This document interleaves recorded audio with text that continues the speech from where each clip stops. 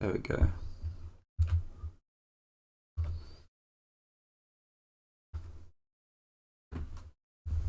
Cool.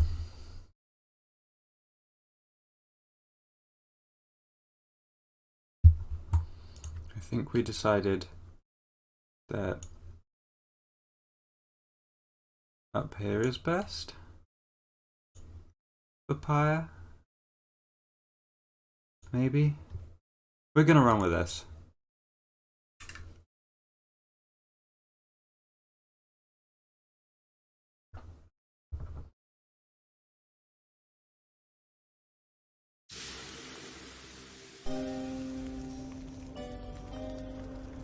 Okay.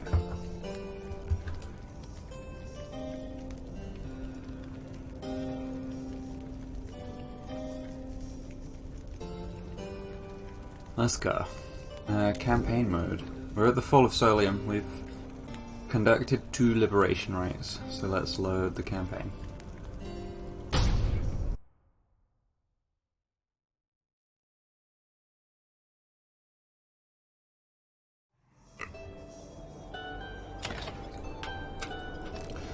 Continue the journey.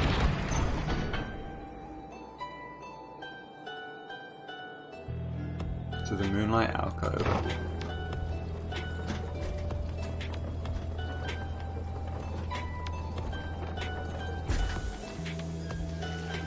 You once again find yourself amid the serene walkways of Moonlight Alcove. Here you can await the time until the stars deign to shine for you again. Bide your time. We have returned to a place of respite. Please make yourselves comfortable such as you can. We are at the mercy of the stars, but I expect they shall shine bright again in time. As for me, I shall return by then, for there is something I must do. There, from atop the sacred mountain, you gaze down into the abyss that is the downside. You wonder when the stars shall align themselves once more. There, upon the sacred mountain, you and your companions once more await the night the stars begin to shine again. The plan of which you are all a part is set in motion. The Commonwealth, a nation that stood for almost 1,000 years, is in turmoil. If your companions return through the liberation rites, what sort of place shall they be coming back to? Many moons pass. One evening, amid a downpour with no interest whatsoever relenting, Volfred requests everybody to convene. You understand he has an announcement of some sort. Soon everyone is assembled, and Volfred regards the group. Rites of flame? What? Everyone. There is an aspect of our plan which I have not talked about with you at length. Look around at your companions. What do you see in them? He lets the question hang a moment in the air. I'll tell you what I see in all of you, in all of us. I see in all of us a living vision of the 8 scribes themselves, each one among them hailing from the different tribes which later formed our Commonwealth. My observation does not come from pompousness, I think. Rather, I believe the scribes themselves desired, or shall I say desire, such a course. Together they created all this ceremony of which we're now a part. The exiles, liberated through their rites, went on to found the Commonwealth, based on their values and their teaching. Thus, an instrumental aspect of our plan is to embody the spirit and the culture from which the Commonwealth arose so many centuries ago.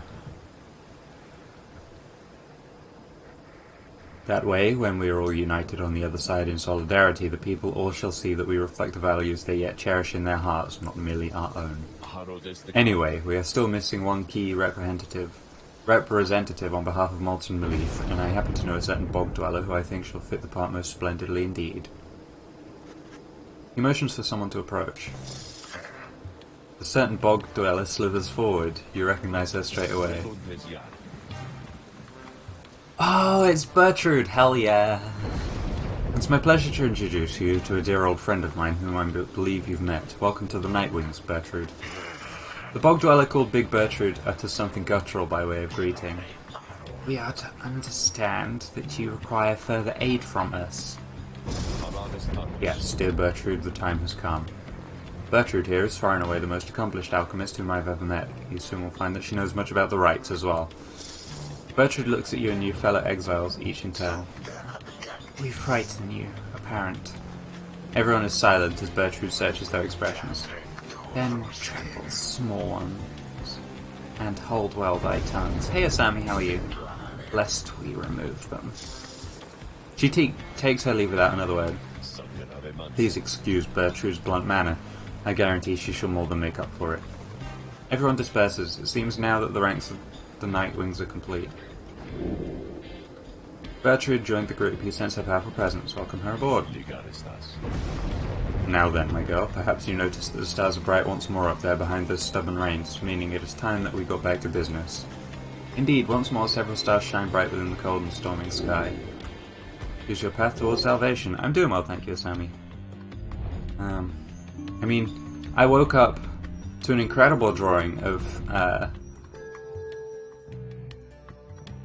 my Warrior of Light, so we've beaten the Withdrawn twice. Want to know for the bog stuff. Let's go to goal.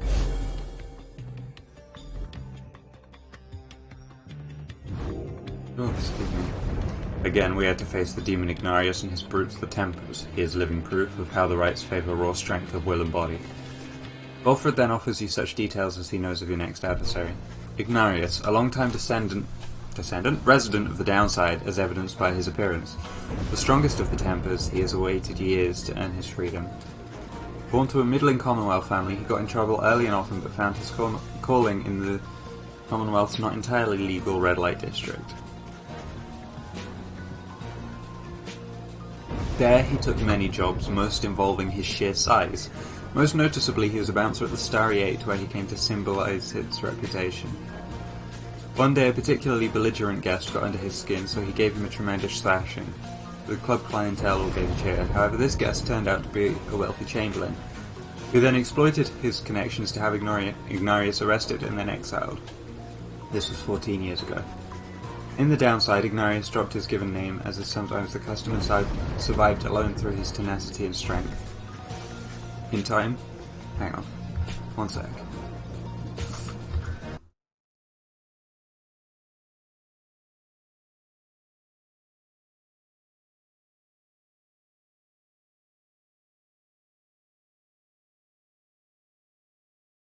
Okay, I just needed to cough for a second.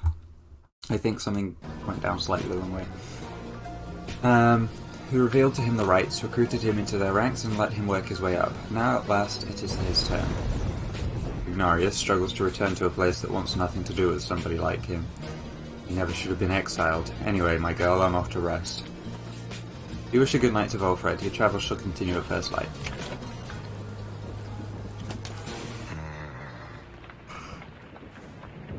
Okay. Let's read these. Rites of Flame. In the words of Surly and Mur, the last of us name. With these blackened nails do I hereby inscribe the rites of flame. The bylaws shall be written here in full. We the Eight decree the rites attest of one's true worth in body, mind, and spirit. Now, until the stars abandon us, this shall be binding law within the Downside. Those deemed worthy in the rites are to regain their freedom from the Downside and return from whence they came. Exiles shall conduct the rites as one of 9 triumvirates, and look toward the stars for guidance on their path. Exiles shall bear this book as status.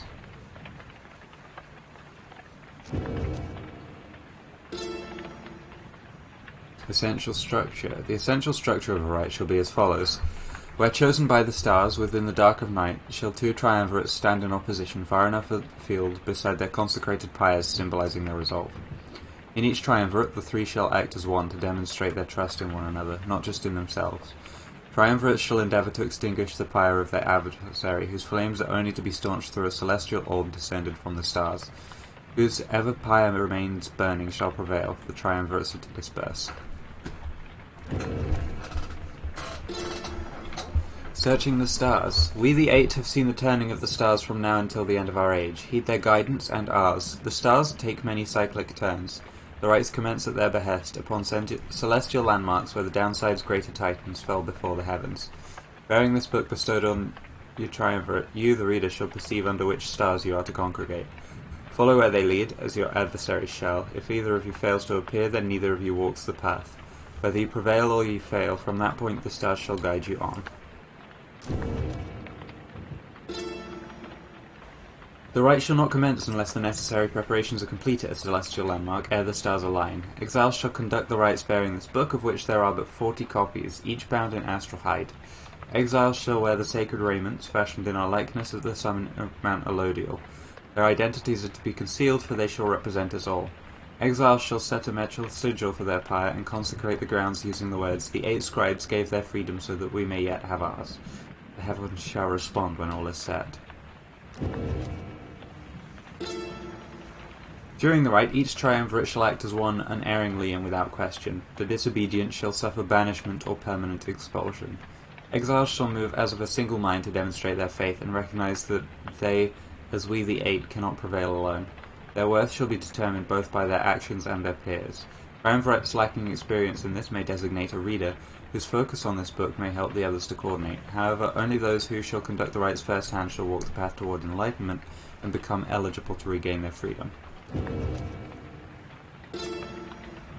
At the appointed time, at the aligning of the stars, the heavens shall rain down upon the ground sufficiently prepared, and thus the 2 opposing pyres shall be set ablaze. Thus shall commence the rite. Triumvirates are to protect their pyres, as they would their lifeblood. Lifeblood itself is to never be shed before, during, or after any rite, lest the disobeyers suffer permanent expulsion. Exile is injury enough, the rite is an act of mercy. Fear not the purifying flame. Plunge into it headlong and without fear, for you shall be protected by the stars themselves. Seek freedom in the flame.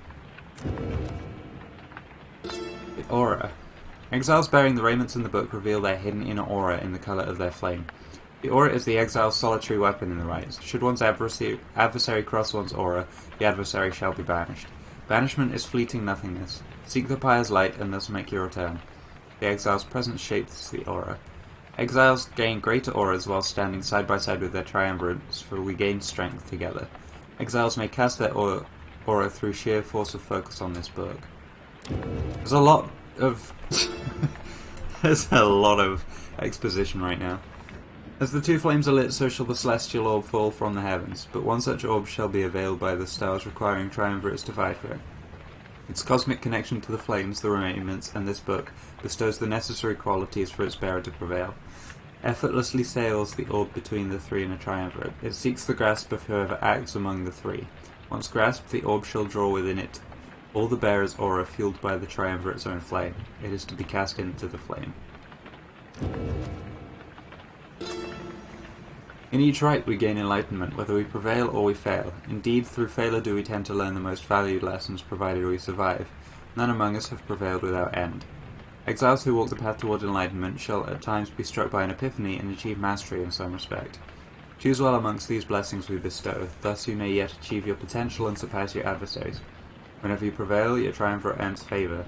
In time, the triumvirate with the most favour shall be summoned to the liberation rite to earn a chance at freedom. Then the cycle shall begin anew.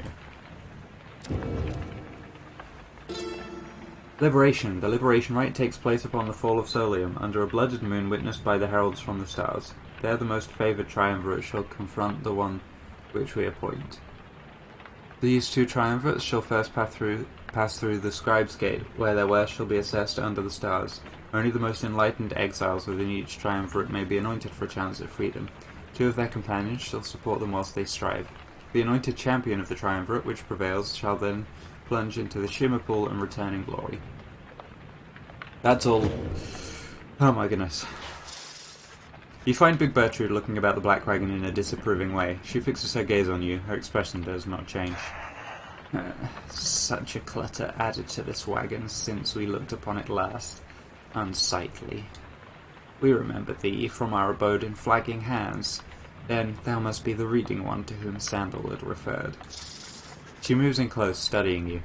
You recall that the mere touch of a bog crone of the southern bogs can induce paralysis or worse. A distant region of the Commonwealth, left well alone despite technically being part of the nation. That one such as thee can extract meaning from that tone. 'Twas a feat we wished to witness for ourselves. Thy flesh has seen but the smallest fraction of the years which ours withstood, and yet we are expected to believe that thou canst understand the Book of Rites. Then she backs away, for someone else has joined you. Hail, Bertrude, madam. Is everything to your liking at this time, or is there something more which you require? We have been able to locate a supply of rotworm gizzard extract among thy belongings. Other than that, we shall lodge no complaint at present. It is possible that Volfred has a small supply among his possessions here. If you would care to accompany me, we may yet procure some. That would be agreeable with us. Then after you, madam. As they depart, you see the lone minstrel nod his head your way. Bertrude's decks, unusual etched cards depicting the greater titans, probably for curses and enchantment. Cool.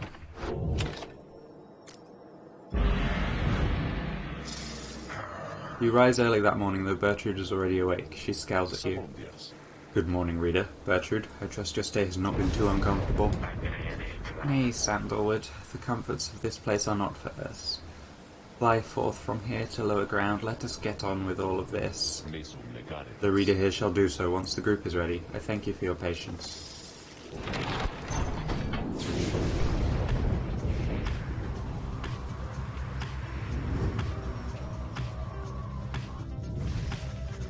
Soaring far above Scolarian shore, you notice Panther gazing down at the frozen cliffs below. But that damned place down there, I like it least of all, I think, among everywhere we've been. I'm thankful that there's no reason to return. It reminds me of my home is all, the Highwing remnants.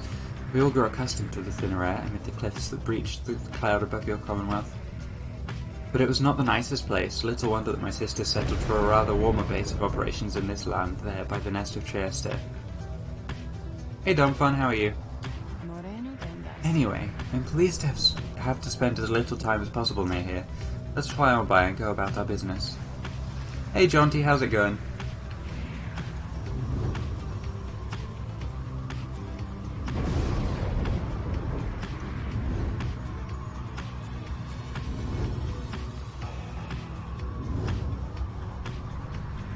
We currently zoom into our next wizard basketball match.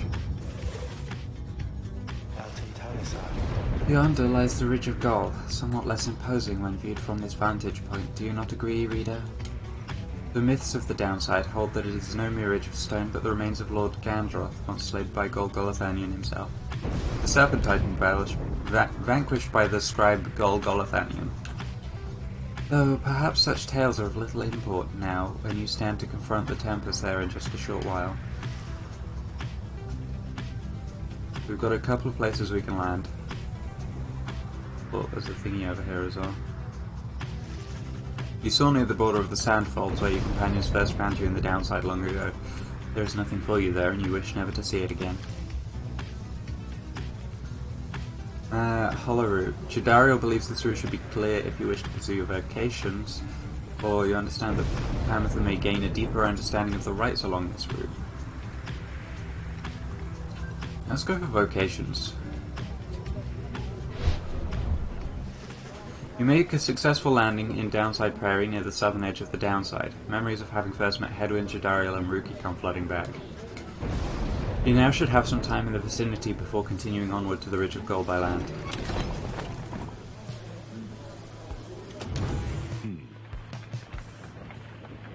Got a new page in the book. Downside Prairie. The downside is connected to our realm via a single artery, the river named for our prestigious sap colleague, Lusclorium. That river gushes into seeming nothingness. Yet seeming nothingness turns out, of course, to be the downside. Its existence undermines thousands of years of thought about the composition of our world. The downside's southern edge we call the Sandfolds. It's a desecrated wasteland speaking well to this land's lack of hospitality. Here the strength of many who survived the river journey finally fails. If only they could clamber further north where lies the verdant Downside Prairie, a better place to perish, to be sure.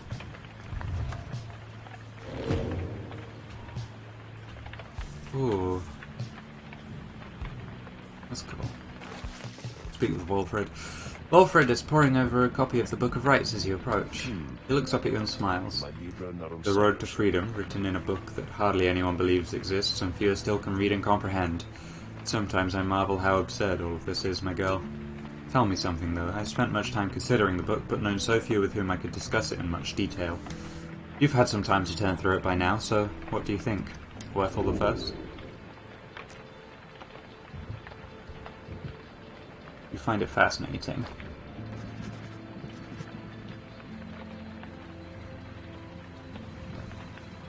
You tell Volfred the book has fascinated you and that you've never seen anything quite like it. He nods slowly as you describe your experience with it. I share the sentiment. To have in our possession a genuine artifact from a forgotten time. How much of it is exactly true and how much of it is the scribe's retelling of events? I find it endlessly fascinating to consider, I must admit. He puts away his copy of the book with care. It's amazing that these volumes have survived for all this time, I think. Whatever they are made of has withstood the ravaging effects of time quite well. And the ideas they contained, they remain rather provocative as well.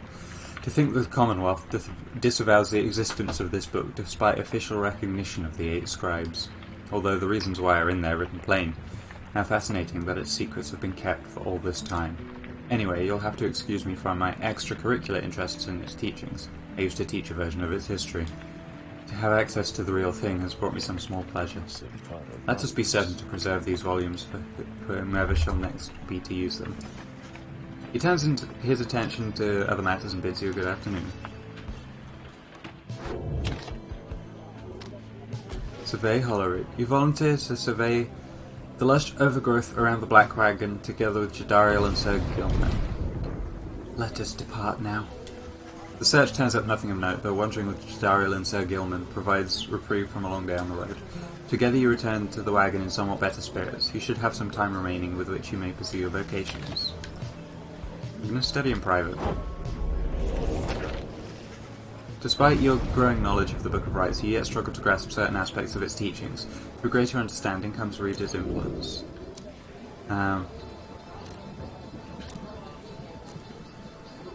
We'll go for innate mystic power for this one.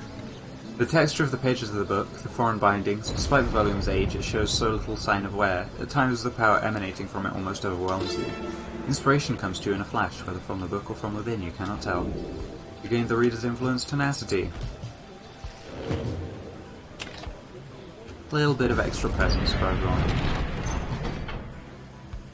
Okay, we've just got to go to the regional goal.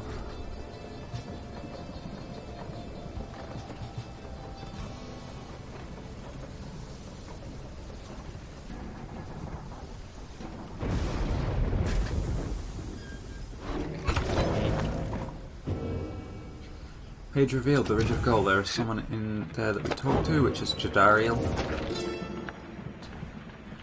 The Serpent Titan Gandroth turned to brittle stone not long after his death, of that you may be certain. What remains is a flat, elevated basin that stands us closer to the heavens. Upon the fallen Gandroth's hide, the stars themselves are light, and you shall know you stand on sacred ground.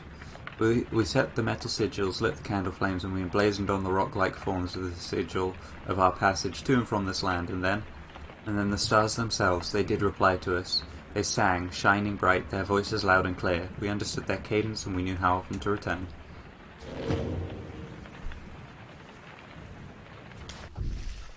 Jadariel seems to be fidgeting with her horns. Plus these wretched things, reader. Have you any inkling as to how unwieldy they become with age? I long for the days when the wound in my leg was chief among my bodily concerns. Jadariel seems frustrated about her horns.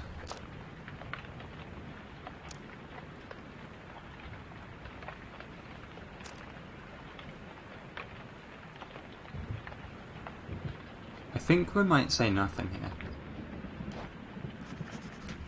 You remain silent, sensing that Jadariel's not seeking a specific response for you in this case. She soon continues. I suppose there is no way to know for certain the experience of having horns other than to sprout them for oneself. 10 years or so into my stay within this blasted place, I first felt protrusions from my skull. They remained hidden by my hair for quite some time, but I knew that it would not last. We all heard much of the demons in the Commonwealth. Sinners rightfully exiled would assume their rightful form. Thus, when my horns started to sprout, I took it as an indication that perhaps this was indeed the fate that I deserved. She trails off a while. I know somewhat better now. Anybody of our kind, left down here long enough and left alive, becomes like this. Something in the climate? Difficult to say. A disease of sorts, but not a deadly one. If anything, the opposite. If we live long enough, then we live longer still, like this, extending thus our sentence into exile. Sometimes, I think, these horns are here to symbolize my sins, then surely they are going to recede if ever I return. On nights when these damned horns prevent my sleep, my thoughts inevitably stray to that hopeless idea. Naive hope which never leaves despite prolonged attempts to rid myself of it. Horns are not worth the trouble, reader. She nods wryly as she heads out into the afternoon. I love learning little bits of stuff about our companions like that. Hey guys, say, what are you guys doing all the way back here? You know, it's not so bad here, I was thinking, and I got some pretty good stuff. I think you ought to check it out.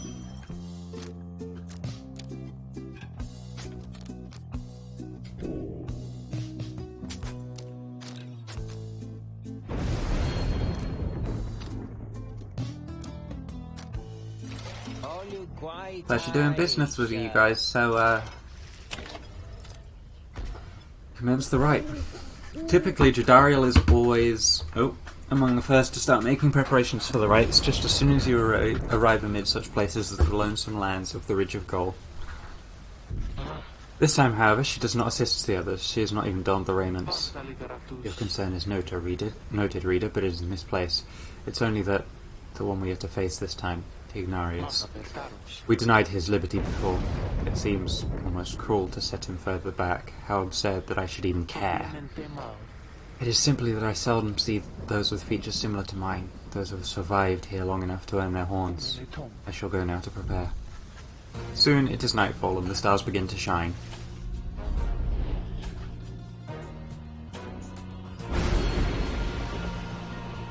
We've got a new star. Unfathomed Planets. The adversaries shall each have 8 quickness. Oh my goodness. I think we're just gonna stick with the Archbeast.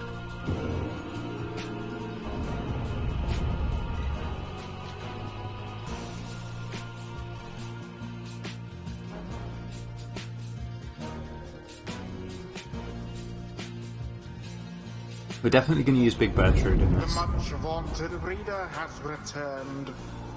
I want to know more about the voice as well. Our ranks grow stronger. Consorting with the bog-crone Bertrude, are we? How very strange that you befriended her.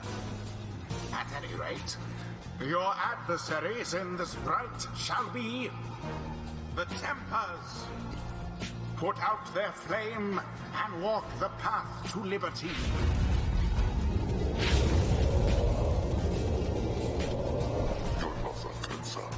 Hey, well if it isn't Curlyhorns. Surprised they didn't let you out already. Not that I'm complaining, was hoping I'd run into you again. See, when you've been stuck in here for, well, about 14 years, not that I'm counting or anything, you gain some appreciation for the simple stuff, you know? Bit of cool breeze, a solid meal. Anyway, it's good to see you in one piece is all. Jadariel removes her mask and stares at him. Why are you doing this? We have a rite to conduct. Yeah, well, I've conducted a lot of rites, you know. Fat lot of good it's done for me. Yeah, here you are again. Yeah, anyway. He throws on his mask. Guess we'd better get things started. Our kind, we've got a reputation to uphold. Jadariel watches him for several moments, then rejoins your group. Oh yeah, we're gonna learn about the, what Big Bertrude can do. Hold a moment, reader. The crone Bertrude slithers forth wearing the raiments of the rites. Now that Bertrude is among our ranks, it would be best if you became familiar with her repertoire. You have no obligation to make use of her abilities, of course. Good Bertrude, please show the reader something of your aptitude. We expect that thou shalt soon be inclined to bring our sorceries to bear. Long have we studied these rites of thine. Let us show thee what we know of them thus far. The bog-crone Bertrude shows okay, she has a now, pretty good to wonder what became of her accomplices. Of one accomplice in particular. You watch yourself around her, reader. None are sentenced into exile without sufficient cause. Okay, she kind of drifts a bit. I really like the blast, it catches a wide area. Oh.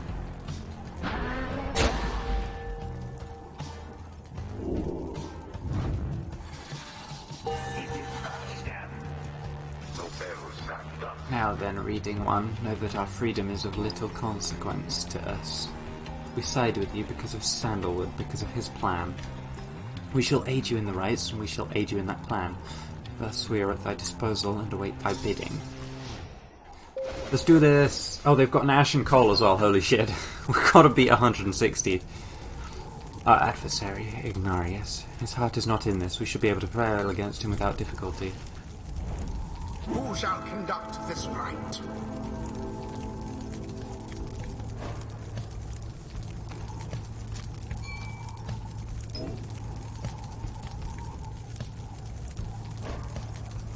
We're definitely going to use Bertrude. Bertrude. I think possibly...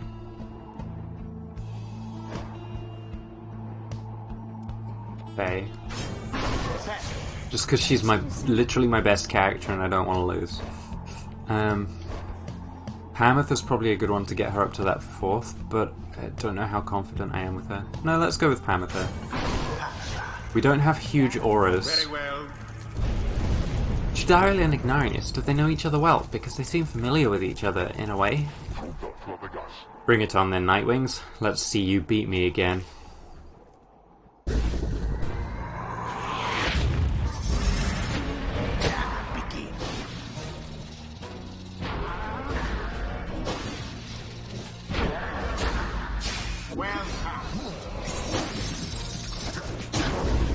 Oh, hell yeah. Okay.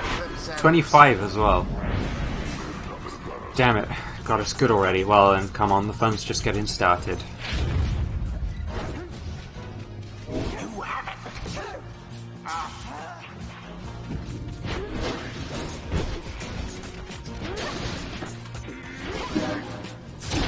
Oh. Shit, they threw it.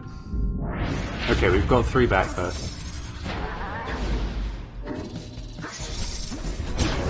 Oh, that jump is so good. Good lord. Okay.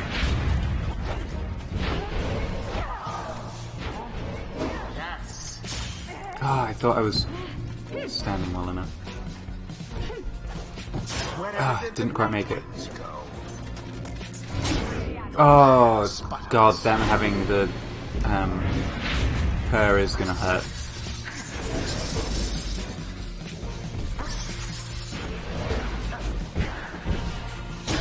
That Bertrude's faster than she looks. Got him down to 85 though.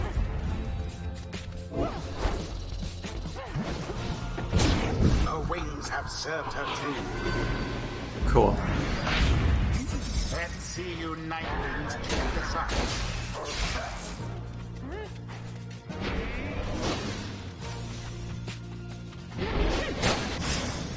Oh, it snapped away at the last second. Okay, they're gonna get another. The orb flies true.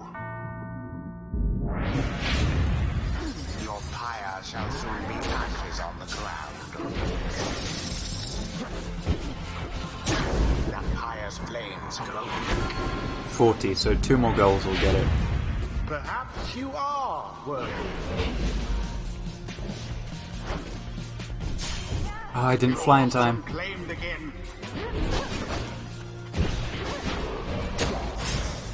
Oh, the little stutter before the dash.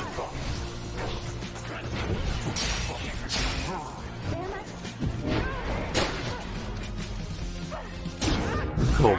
The sacred law. The guilty sister, we just got a Now go on, just one achievement for.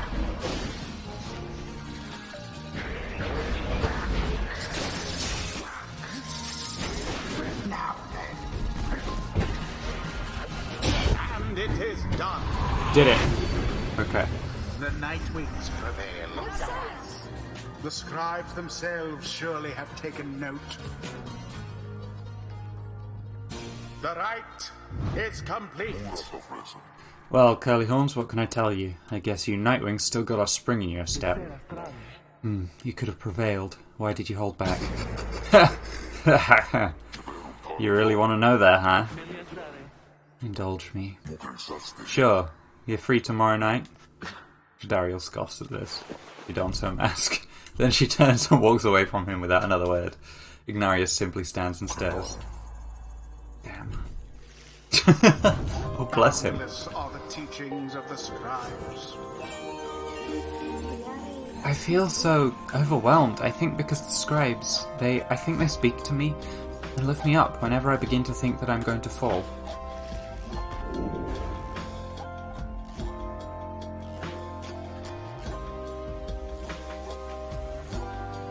We're gonna grab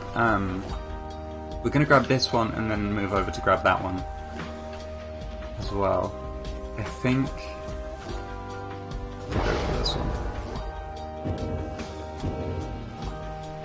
Panather's gonna level up. Even a traitor heart like Panather can learn. Good a time as any to say thanks for having me along on this strange little journey of yours, reader darling.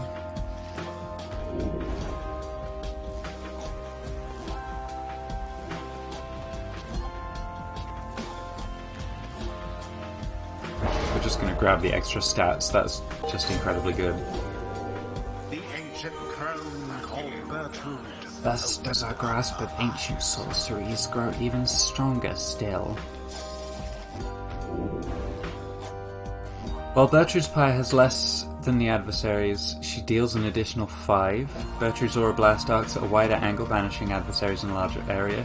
Charge up time is greatly reduced.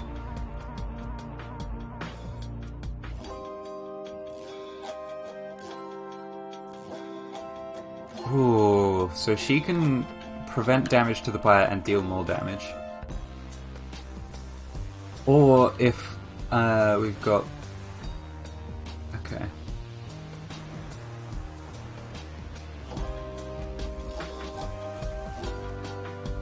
I think what we're going to do... We're going to get this one, this one, this one, and this one. The secrets of the wild But witch let's go for the win better option for now. until the stars align. Okay, where are we going to go next? I wonder.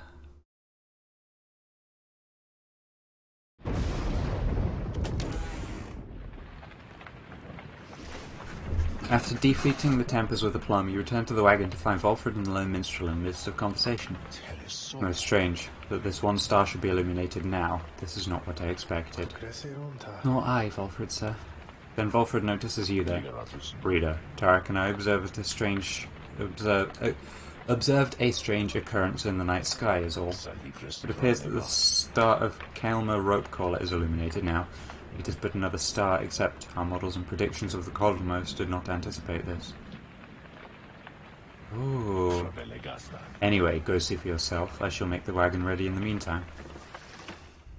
New stuff is happening. You see only a single shining star illuminated far above, just as Volfred indicated. You regard the looming star, discern where it leads. Spooky.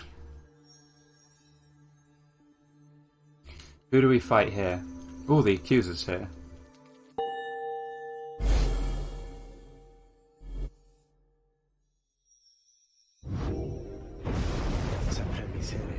Then we are summoned to the Isle of Kael'mer, deep within the deathless tempest. Have you been there before, Tariq? So long ago I scarce recall the time. Only the scent. It's the place from whence the creatures native to this land sprang forth. Reader, let's not concern ourselves with superstitions out about the place. We'll set forth at dawn and soon see for ourselves what to make of it. Spooky!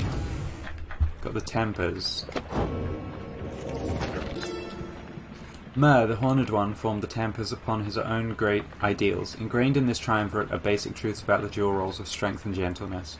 The Horned One, he has a dualistic nature for as long as he and I consider each a friend. The stories I am told about Myr's youth describe no one I know. All of us are capable of more. I once was an imp that could not write. Myr once was a man that could not think. The Tempers once were ordinary folk. Now they arise to greatness, always striving, never overreaching. They are not like Myr himself, rather they are what Myr wished he could be.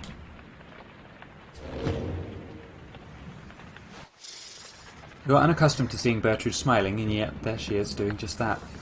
You soon see why. You observe before how her manner seems to soften to the degree it can whenever Volfred is around. I ship it so much! If only I could have seen their faces then. What was your secret, dare I ask, dear Bertrude? It appears they're reminiscing about old times in the Commonwealth. Flame-resistant inks, Sandalwood. It was the inks themselves which kept those volumes from being burnt to ash. Flame-resistant inks, of course. The good officers who came to visit, they were so intent on burning all the evidence, they did not stop to think the evidence was fireproof. Alas, they later found a way to burn their stamping press regardless.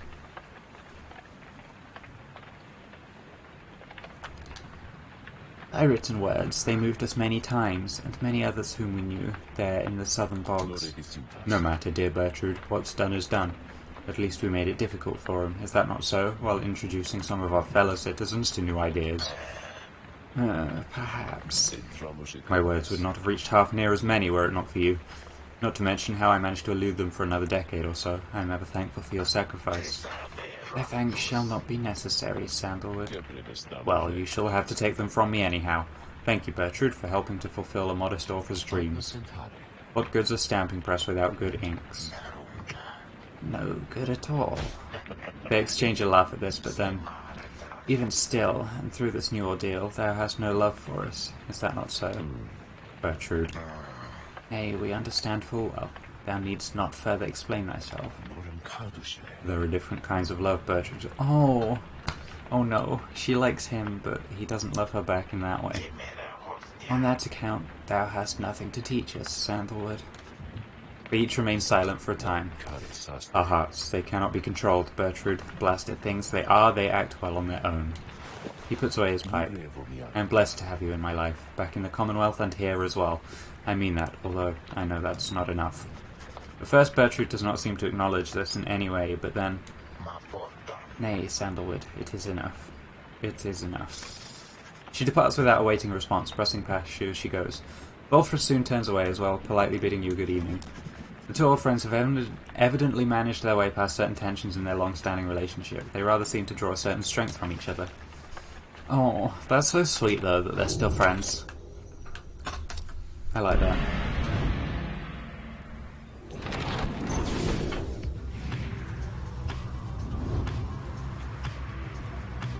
Bonk. Ah, my beautiful wagon, what has happened? Oh, but it is you, my wonderful Nightwings, come to play a little trick on your good friend Manly. Oh, how very, very, very clever of you, and the damage you have caused my beautiful wagon. Doubtless it was very, very minimal. Fear not, I can afford repairs, it's no inconvenience at all, though I do have one request of you to make amends, that is. When next we face each other in the right, and I trust you know that what I shall ask of you, but would you be kind enough to stand aside and let the chastity prevail? Then we shall call it even, and when I return to the Commonwealth, I shall see to it that you or your loved ones there are suitably rewarded. Now, ta-ta.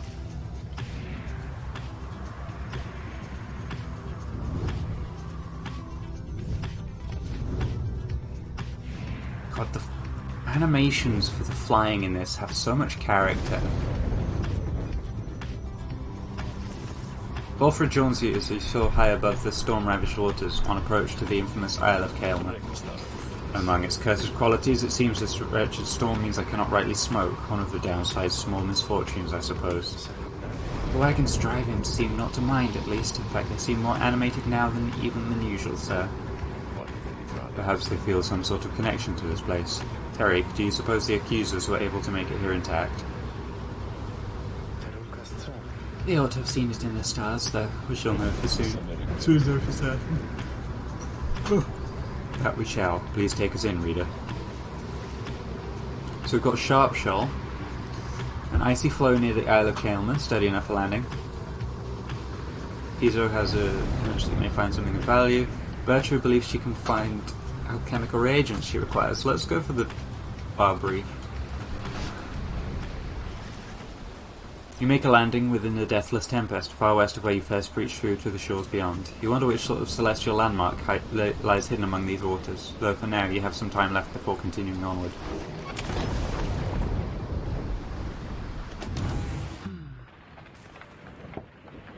Let's read the book, then we'll take a quick break, and then I'll have the conversation with Jodie. We waited for the Deathless Tempest to subside. We waited, but the Underking, he merely laughed and laughed, for the Deathless Tempest does not subside.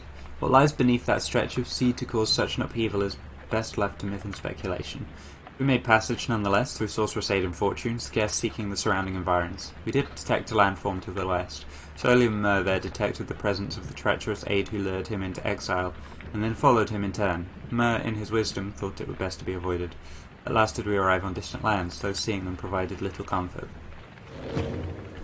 Okay, I'm going to take a quick break. I will see you in a couple of minutes. I need to go grab a drink and stretch for a bit, so I will be right back.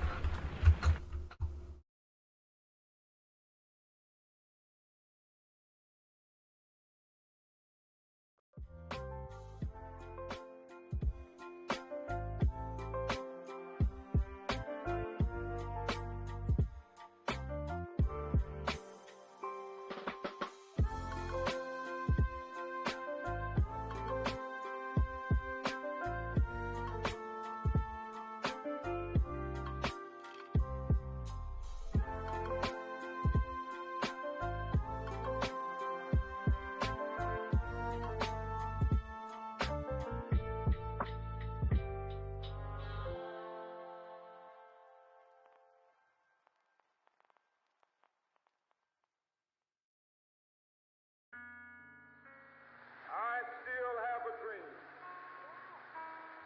It is a dream deeply rooted in the American dream. I have a dream. One day.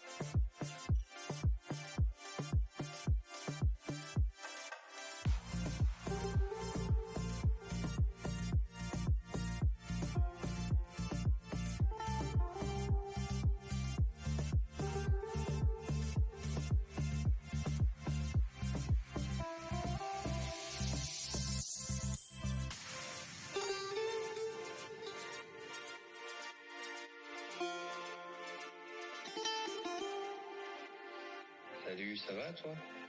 J'ai acheté 2 billets pour aller là où on a l'habitude d'aller tous les ans.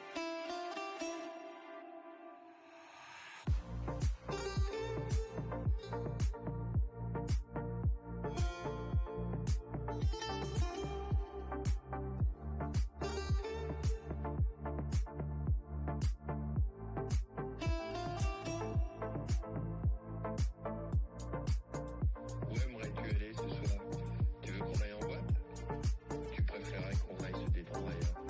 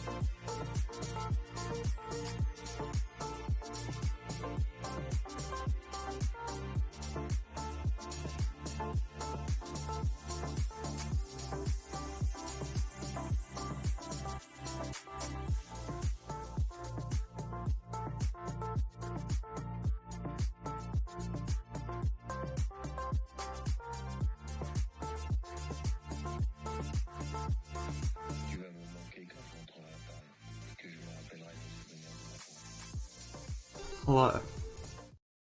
I return.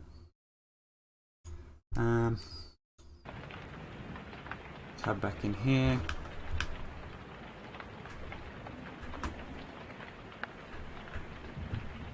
Right.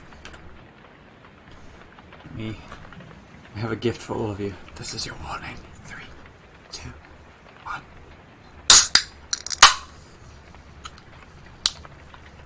Yeah, rip it. Let's speak to Jody. Jodariel has seemed more reserved even than usual since her confrontation with Ignarius and the Tempers. Nonetheless, she addresses you. Tell me something, reader.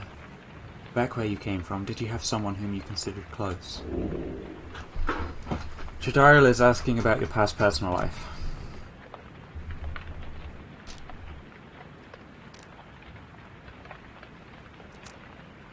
Say there was someone. You mentioned briefly to Jodariel about a past relationship that meant something to you. She shows no reaction to the details, but you can tell that she's listening.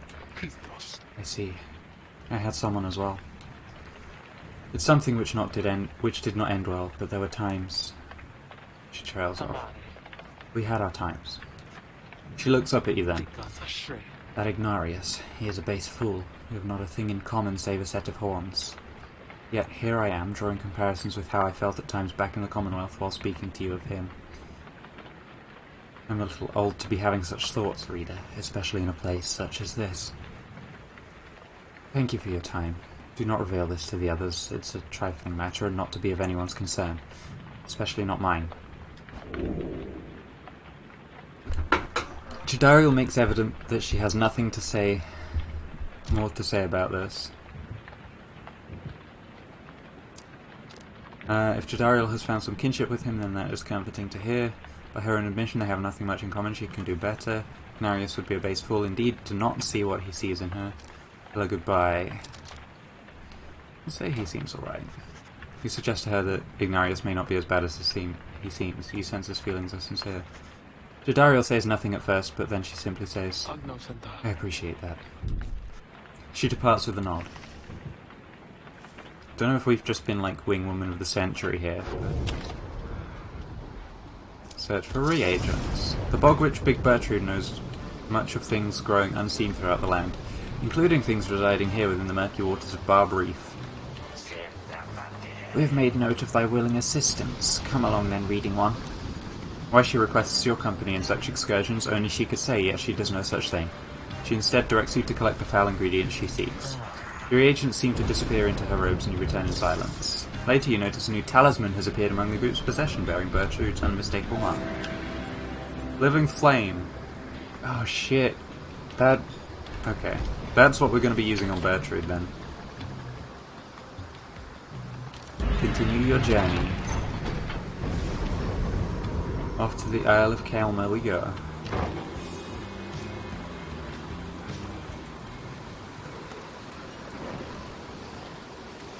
A messenger imp with news and rumours from the other side comes huffing towards your wagon, here in the tumultuous waters of the Deathless Tempest. You let it in and offer it some light refreshment, as Ruki would have done. The imp's message turns out to be about him. You learn Ruki's past transgressions have all been forgiven since his return to the Commonwealth. He was even offered a well-appointed home in a place of business. It must have represented just the kind of lavish lifestyle that Ruki always claimed to have had for himself and his extended family. Eventually, and somewhat reluctantly, however, he refused the gifts. Instead, he tracked down Volfred's agents and gave them ample information, thus emboldening their ranks. The last bit of the message sounds though it was transcribed word for word from something Ruki said. It simply reads, "The rest of you better get back here soon, or else." You thank the messenger imp for the report. Soon it has all your companions talking. Ah, the noble Ruki. He sets a shining example unto us all. Hard to believe he would have turned down living in that kind of luxury. Though maybe he got used to it out here. We understand this Ruki holds no small degree of influence, at least among his kind. Tizo is happy to learn that Ruki joined the revolution in the Commonwealth. Don't you think he must have been sad to turn down a house? I hope he isn't sad. It seems that Greentail had himself a conscience after all. The news of Ruki's liberation fills you and your fellow exiles with newfound resolve. The messenger imp accepts some scraps to eat from you and rushes off. Your companions gain +1 hope for the next fight. Wish one luck. Wish Rookie luck. 4. Your wagon shudders to a halt at the Isle of Kaelma. Bizarre outcroppings give it a forbidding feel. In the distance you hear odd gibbering noises that sound like drive imps.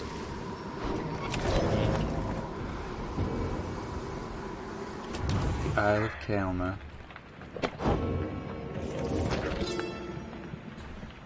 The trade to Kaelma rope caller, whereas he brought about our empire's fall, whereas he nearly claimed the life of our dear Solium, we forgive him. We've forgiven him, we give him a certain thanks to him, for he has played a vital part in the Star's plan. If not for him, then we, the Eight, never would have aligned. We never found the rope caller. He fled into the sea, towards an isle which you knew well to avoid. 'Twas there, we think, that Kaelma's tattered mantle finally did him in, among the wild imps. Should the stars ever converge out of the isle, it shall be to signify their long dance across the skies is drawing to a close. Ooh.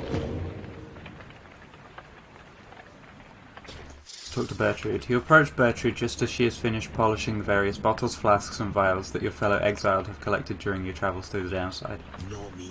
The evidence of thy travails, how brazenly you put them on display. You tempt these lands to swallow you. She lets out a long breath. Nonetheless, these trinkets stir our memories, not merely of these lands, but of the country whence we came. No reading one that we are here because of sandalwood. We met him long ago within the southern bogs. He offered many courtesies, and in exchange we found agreeable. We sought them certain reagents necessary to our studies of the heaven and the earth, and he knew where to procure them.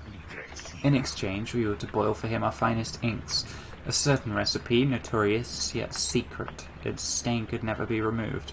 Oh, but the Commonwealth misliked it. 'Twas then that we first began collecting samples of the regions of the downside, for Sandalwood was ever true to his word.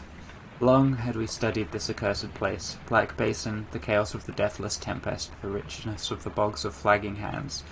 Lands so far away, and yet they called to us. If Molten Melith was able to traverse the downside in its entirety an age ago, then surely 'twas not beyond reckoning that we could do the same. Furthermore... But she hesitates. It matters not, reading one. Thou hast indulged our tales long enough for now. She slithers away without further explanation. She seems reluctant to discuss the circumstances of her past with Volfred, yet you sense that she is here by choice. Ooh.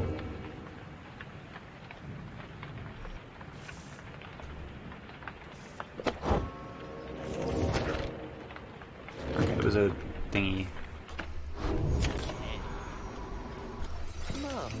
Whoa, guys, how'd you find me all the way out here? I mean, this is for extra special customers. I'm only joking. Only joking, you're the only customers I got. Got you again, only joking about that too, because I got tons of customers. It's just they already bought a lot of stuff today, so they're not here, okay? Anyways, I just got in a little something which maybe you'll be into. Been hearing about these little numbers for a while. Check them out.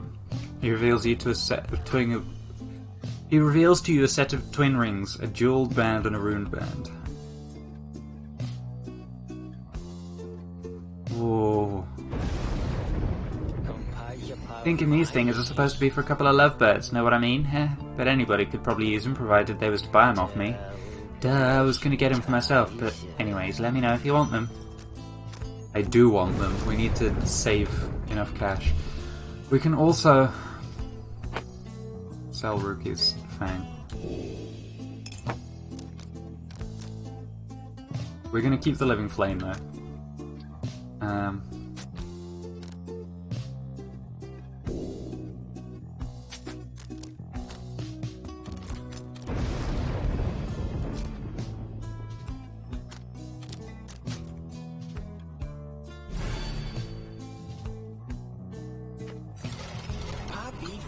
They're leaving, Dad. Just look at how much we got this time. Page revealed. Downside travels. In the words of Jamur Manimane, the Alpha Chief, you cannot survive the downside if you cannot get around. Howlers shall descend on you, or tempest shall shear you to pieces. That's just the way of it. Travelling through the environs is no simple feat. Consider yourself blessed if you were born a cur. If not, however, you shall have to find a mean to cross these lands without the benefit of 4 strong paws. Luscorian believes this untamed land can be traversed through means unnatural. First I thought that he meant sorcery, but he suggests invention.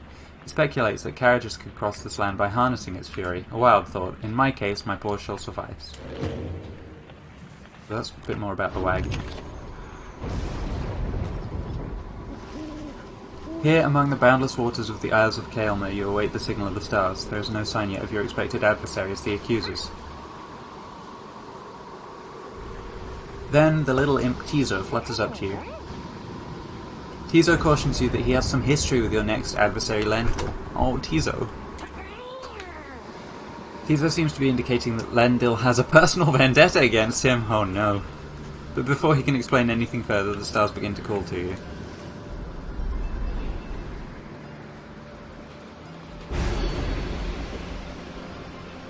Lord Gandroth, your adversary shall have 8 presents.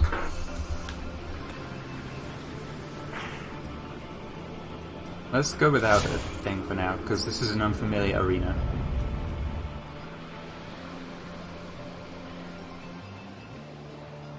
If indeed we do get to fight here, we might not.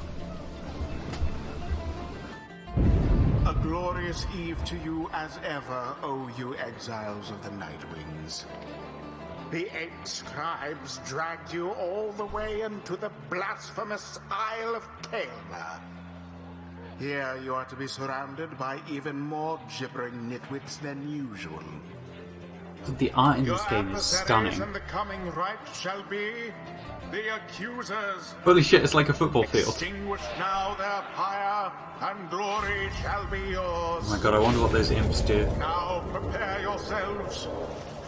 Your companions are assembled and ready for the rites to commence. However, there is still no sign of your adversaries, the accusers.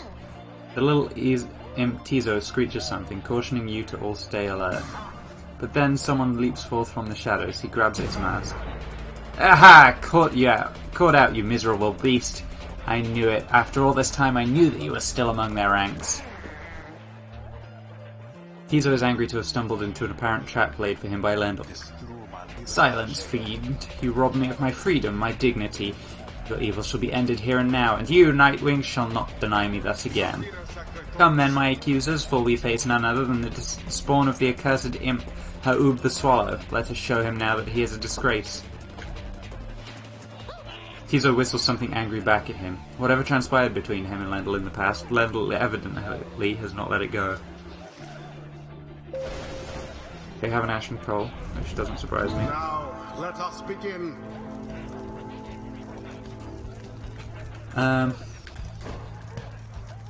Definitely want to use Tizo here. Tizo. We're gonna use Bertrude as well. Oh, I forgot to give her the talisman. Shit. Oh, that's fine.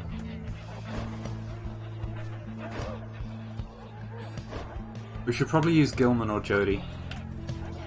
Gilman's pretty speedy. And we can have an Ashen Coal as well. But bonus damage when we're ahead is a good thing, I Sir think. Gilman, the choice is cast. This knight shall not stand idly by while the diminutive Tizo suffers such slurs. Nightwings, the wicked fiend you serve is an affront. He denied my rightful freedom in my moment of triumph. I shall never forgive him or any of you.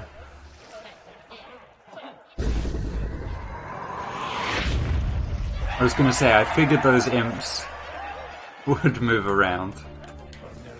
Our struggles and our plan, mere entertainment to these lonesome creatures.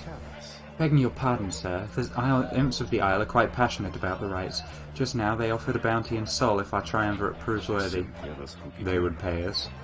In exchange for what exactly? And where did they get the soul, for that matter? My understanding is they wish to see us perform various feats of glory. Ooh. As for the source of their wealth, I can say how much soul lies lost within the sea. Reader, it may seem beneath you, but the opportunity is real, if the soul could be of benefit. Indeed. Then, reader, my girl, it is yours to decide if entertaining these sad creatures is a justifiable distraction during these affairs. We trust your judgment. Now, let us not distract you further here. Feats of glory.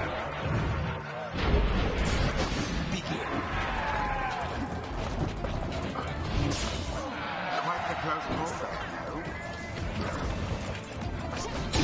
The first dousing.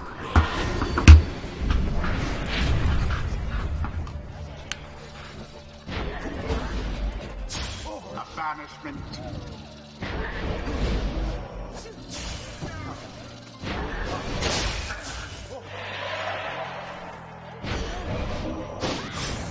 Oh, I pressed the wrong button. The night wings.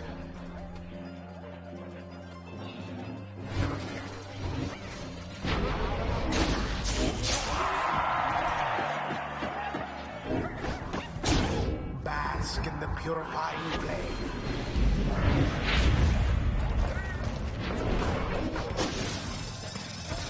She's so fast, she's so fast. Boing! Such wherewithal. Ugh, the 25 damage is nice. Hold still, you misbegotten little pox, we are not finished with you yet. Oh, Tizo utters at Lendl a slew of the absolute worst imp profanity. I love Tizo so much. Your curses could not possibly affect me any further. You foul spawn, for you have taken everything from me already. But if I am to be trapped in this forsaken hole with you for the remainder of my days, then I shall see to it that yours shall be as doleful as my own. Jesus. That Lendl certainly enjoys a rousing speech.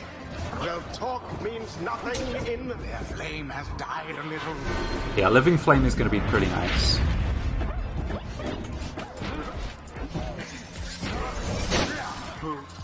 Whee!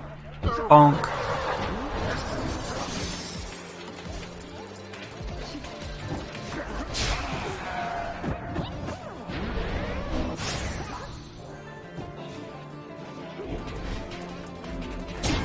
Shame. Oh no, we got hit.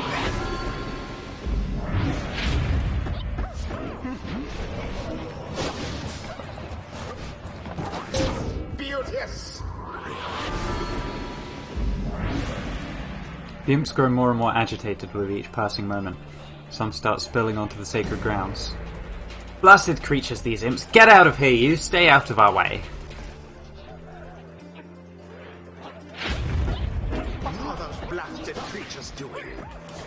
Oh my This god. is a sacred tradition, not some boorish spectacle. Resplendent.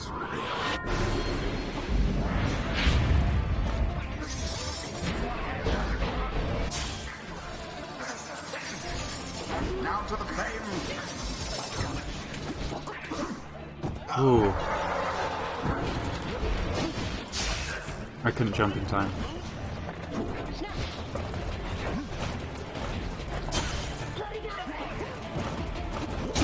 Tis what the scribes ordained.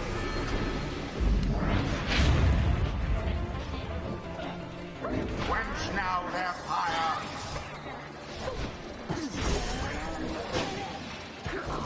And it is done. The you-know-who prevailed. Hell yeah, we do. May their next adversaries Oh, fare Downside a Pilgrim. little I better. assume that means we've won in every stadium, or played in every stadium. The right is ended. Tizo is very pleased that he prevailed, but wishes to make a quick exit at this time. Blast! Where did he go? Where did he go? That infernal imp, it is a monster in disguise, a fiend come forth to torment me until the day I die. Lendl storms off in a fit of anger. Tizo reappears once the coast is clear and expresses his gratitude again. What Lendl said before. If Tizo truly is a descendant of Ha'ub the Swallow, then he has quite the legacy to live up to.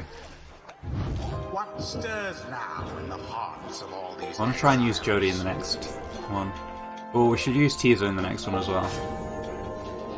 Honor is elusive, O Sir Gilman, yet enlightenment is eternal. So grateful is this knight for such a glorious occasion that he is giving strong consideration to performing here and now the forbidden dance of the Sea Dominion.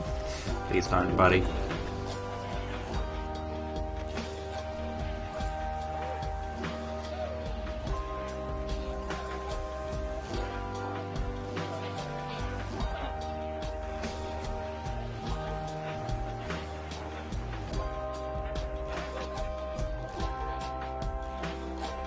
Let's go down this side now. Gertrude's lust for knowledge becomes The strange manifest. designs of the 8 scribes, their everlasting sorceries are strong within this land, and we shall yet make further use of them, we think.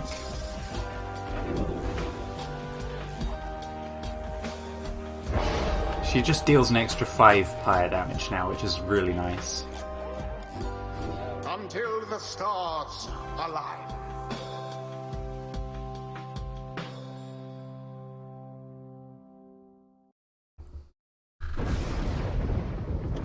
I wonder if we'll get the star above the mountain again soon. After you and your fellow exiles vanquish the accusers, you find the lone minstrel tending to one of your own. Tizo seems to be unwell, although you cannot yet sense why. How are you feeling, sir? Tizo feels very fatigued and lethargic all of a sudden. Oh no. I see, then please do not exert yourself, or try. The lone minstrel motioned for you to come closer. Reader, Tizo appeared rather disoriented, and more fatigued than usual, reported feeling not entirely present, symptoms of banishment sickness. He should soon be able to take part in light activities, I think, but under no circumstance shall he be able to conduct the coming rite. Now then, I ought not keep you from the stars above. Please, go and have a look at them, for all of us, I think, are anxious to depart this place. God bless him. The stars yet shine for you, revealing various paths forward. Seek now your destination. We've got Trieste the Silver Star, Jamur the Dusk Star, Lu the Vernal Star. Let's go see who's at Trieste. Ooh, the Dissidents are there. We've beaten the Withdrawn twice already as well. Who's at Jamur? And we've beaten the Essence twice, so let's go to the Dissidents, I guess. We're going to end up fighting Essence or Withdrawn, or the Pyre Hearts if we can beat the Essence and Withdrawn, but I don't think we can, so it'll be one of these two that we fight in the next thing, which is going to be rough. They're difficult ones. Let's go for the Dissidents, though.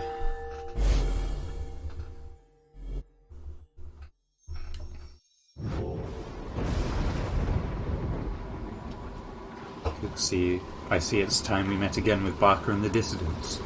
We can make the nest of Trieste at first light, my girl. Let us recover through the night for now. It's too late to do much else. Page revealed the accusers. The accusers formed under Golothanian. He's a big man. He values justice, loyalty, steadfastness. Golothanian, he says the accusers take their name from one of the most accomplished legions from his former military days. All among them, in fact, served the Master General at one time. They represented the stoutest-hearted people of the Empire, who held true to Myr and Golothanian to the end. The golden colours of their raiments are reminiscent of their old shining armour in his claim. Ever shall they seek out those with the truest spirits and strongest sense of purpose to replenish their ranks. That's who we've just fought. Tizo! Baby. Tizo has seemed somewhat less cheerful since his run-in with Lendl and the accusers. He approaches you, waiting for you to hear him out. Tizo seems unhappy about something Lendl said to him. Tizo understands full well why Lendl is angry with him. While Tizo does not like Lendl as a person, he recognizes nonetheless that he denied him his freedom. It was a liberation rite. He did what he felt necessary. He wanted to help his friend go free. Nonetheless, he still feels a certain guilt and regrets that the rites force exiles into such situations. He falls silent for a while. Whether the 8 scribes ever intended for imps such as he to participate in the rites firsthand is difficult to know for certain. Then, Tizo is grateful to you for listening. He knows the scribes created the rites with good intentions. He promises to keep doing his best to live up to the legacy of the scribes. He bounds up into the rafters with some of the other drive imps. Regardless of whether he truly is a descendant of Hoab the Swallow, surely the scribes would have been proud of him. Oh, Tizo! I love him so much.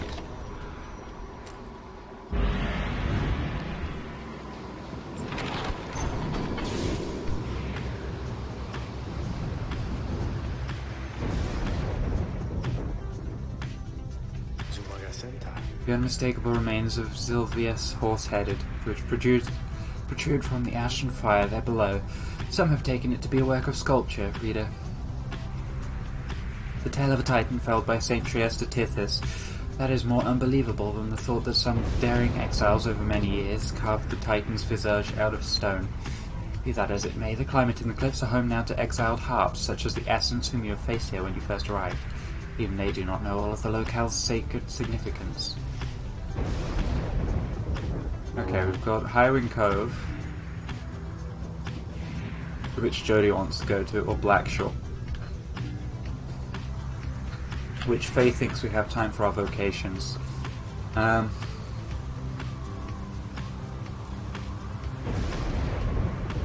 Okay, I need to go with Jodie. Your wagon touches down in Black Basin where you first met Volfred and Pamitha as well. You briefly wonder at what might have happened had your paths not crossed as you consider what to do with the remains of the afternoon.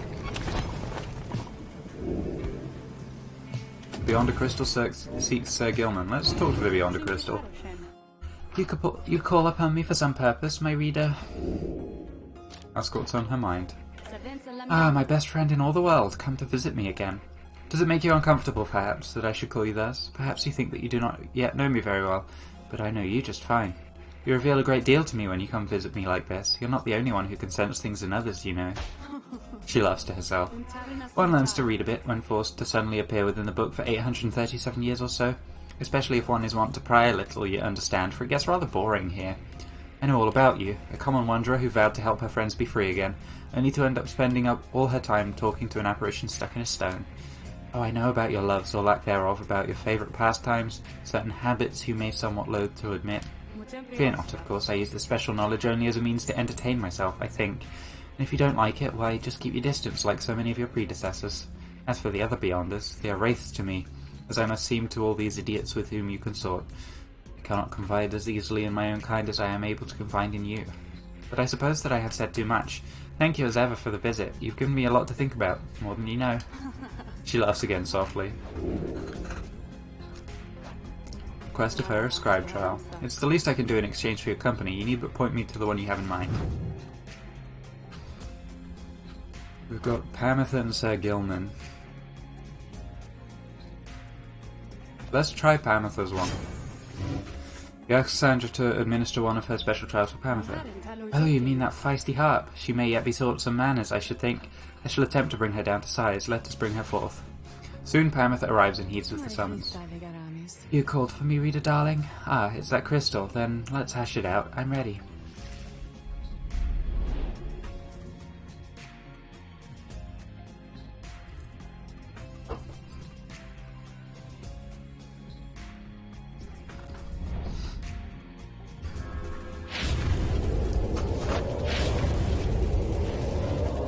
The apparition Sandra appears and unfastens her mask.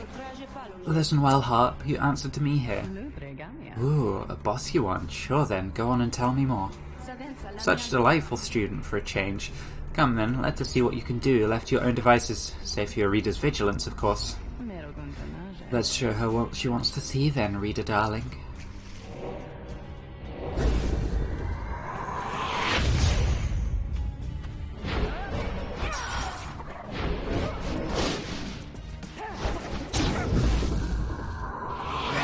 Good start.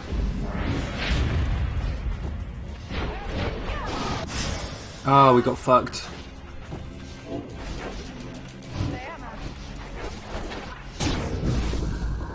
I should have jumped there, but yeah.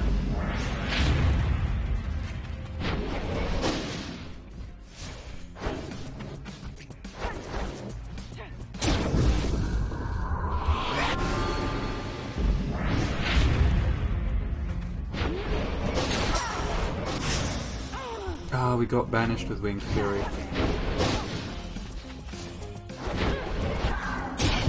Did it. I don't know if that was the one I struggled with last time.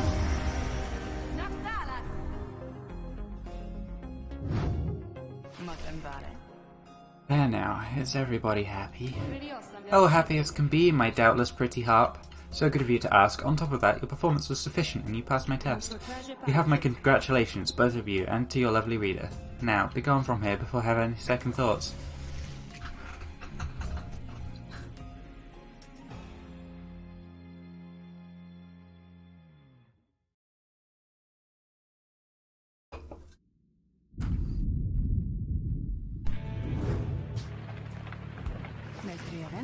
My, that Sandra sure could use a massage or something. So angry, isn't she? Say, what's that you have there, darling? You received Trieste's plume for completing Pamitha's trial.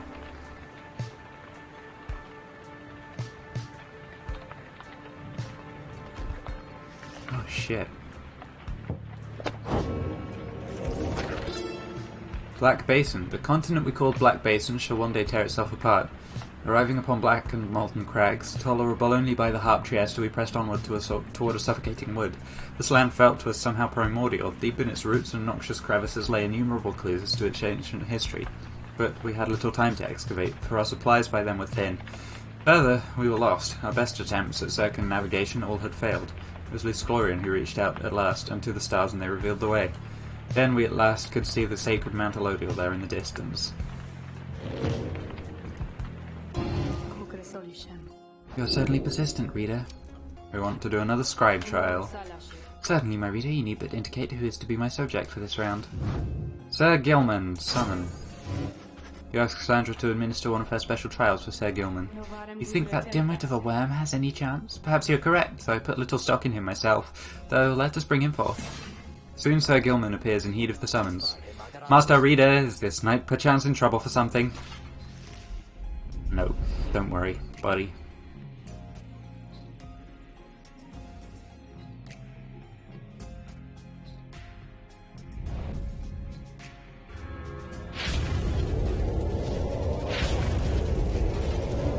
The apparition Sandra appears and unfastens her mask. Listen well, worm. You answered to me here. As you will, your highness. Your highness. I like the sound of that, though flattery shall get you nowhere here. Demonstrate your competence to me then, worm. You shall have to do it mostly on your own, though under the guidance of your lovely reader. I trust you're prepared. Of course, your highness. This knight accepts this challenge.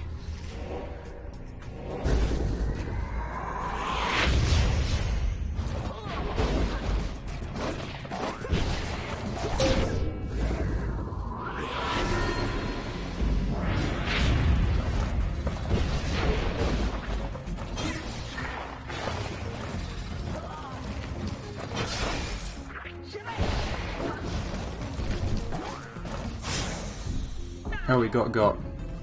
Oh, they have one of the tree dudes.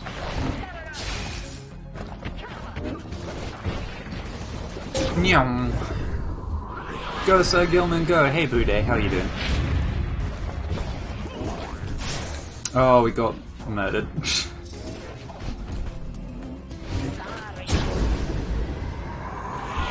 That's fine.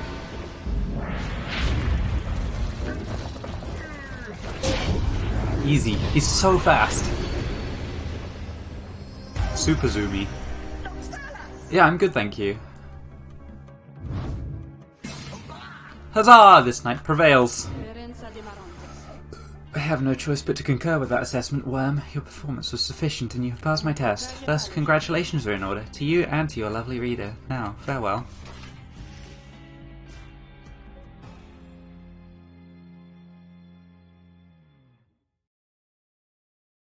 The Spring of Jumeirah is a celestial landmark whose wide open something.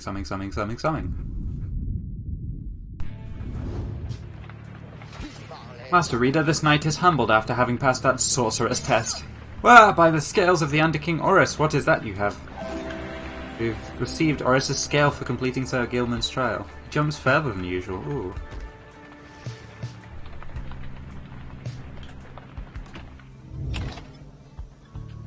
Locate the missing drive imps. Your intentions to explore the molten crags of Highwind Cove were dashed when, on your arrival, several of the wagon's strong-willed drive imps escaped. Fortunately, their disposition towards mischief proves predictable enough, and soon all the imps are once again accounted for. However, Judariel also has a nasty bite to show for it. The cursed things. I keep thinking I should wring their necks. You dressed the minor wound, which ought to heal soon, but the incident took much of your remaining time this day and left both you and Judariel awaiting its merciful conclusion. Judariel lost 2 quickness for the next rite. Wish her a swift recovery. We probably have a conversation with Judariel here? Huh? Oh no, it's Faye. Hey, Faye. Faye seems to be talking to the Black Wagon's walls again, though this time something seems to have come over her. Little brother, what is wrong with me? What is wrong with me? What is wrong with me? You're unsure whether to check in on her or leave her be. We'll wait and listen. You sense now is not the time to interrupt and that Faye is on the verge of confronting some long, dormant emotions, which she ought to face. They always said that there was something wrong with me, but they wouldn't really tell me what. They wouldn't say, they just said... They said that I was moon-touched, but so what? So then the scribes, they called me here. They're the ones who brought me here, not those people. They were so cruel. They always were so cruel. I didn't have a little brother at the time, not one that I recall really, although so much of it back then. I can't tell how much of it I dreamt. Most of it, I didn't want it to be true. But I remember that they threw me out. They decided they would throw me out and let the scribes take care of me. They said the scribes, they would take care of me. It was so very quiet here and I was all alone. Although I think I liked it more, being alone down here than being alone back there. Everybody's alone down here, and so it makes me feel less alone somehow. Back there, why I would see families, brothers, sisters, mothers, fathers, but here, there was hardly anyone at all. But I knew that I was closer to the scribes. I knew that they were in the sky, above, and I did search for them up there, you know, and then one night I found them. I saw the stars, and they were falling to the ground, and I thought, why is it the scribes themselves are crying? Are they sad, and maybe are they sad for me? Well, that was when I first saw you, little brother. With your help, I would get closer to the scribes. That way, maybe they could answer all my questions, don't you think? But I'm so very glad I found you and the others. I'm finally not alone. I'm finally not alone, and more importantly, I think, sometimes you even feel that way, that I'm not alone. Maybe, as we get closer, maybe I'll get to feel that way more often, being here or being anywhere with you and all my friends. She falls silent. Though you were concerned for her at first, you sense that now she's at peace. She wanders off, paying you no notice in the least. You sense you have a better understanding of her now. Aww.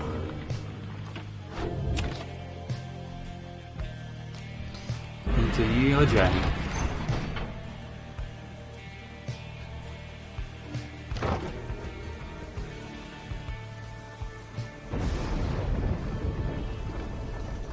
That's how she keeps referring to you as lovely reader for me, I know, right?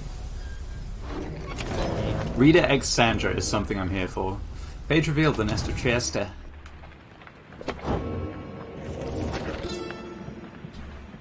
The ashen effigy of the nightmare titan Sylvius Horse-Headed looms as dark as ever on the precipices of Black Basin, where her chaotic influence sundered the land itself until it wept with fire. The very instant that our graceful friend Trieste has finally laid to rest the greater titan with the power of the holy sceptre of the Empire, the stars shone down upon us all with blinding light. Trieste thought that she could bear her children in the warmth there, but alas. Now the stars revisit that locale with regularity. The fissures in the rock do pose more danger than one ought invite, but a summons to the nest is to be honoured. Sand reader, yeah.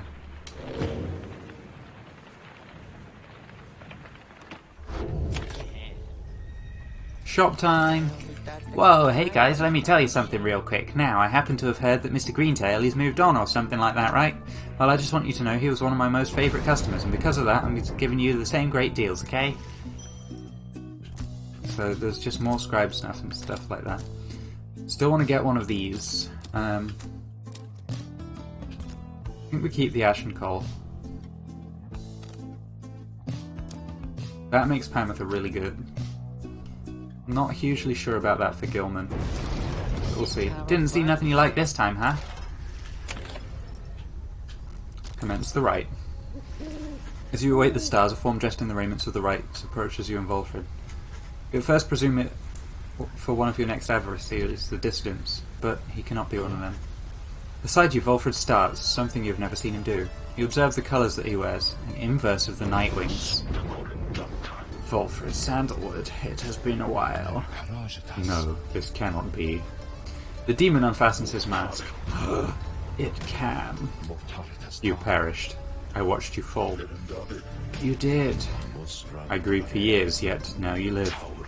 I do, although these horns, they grew long ere I could walk again. Unbelievable. Then, why are you here now, Oralek? Oh shit. You know full well, Volfred, to reclaim what is mine by right. The demon Oralek leaves without another word, just as the stars above burst to life and seem to set the sky aflame. Oh shit!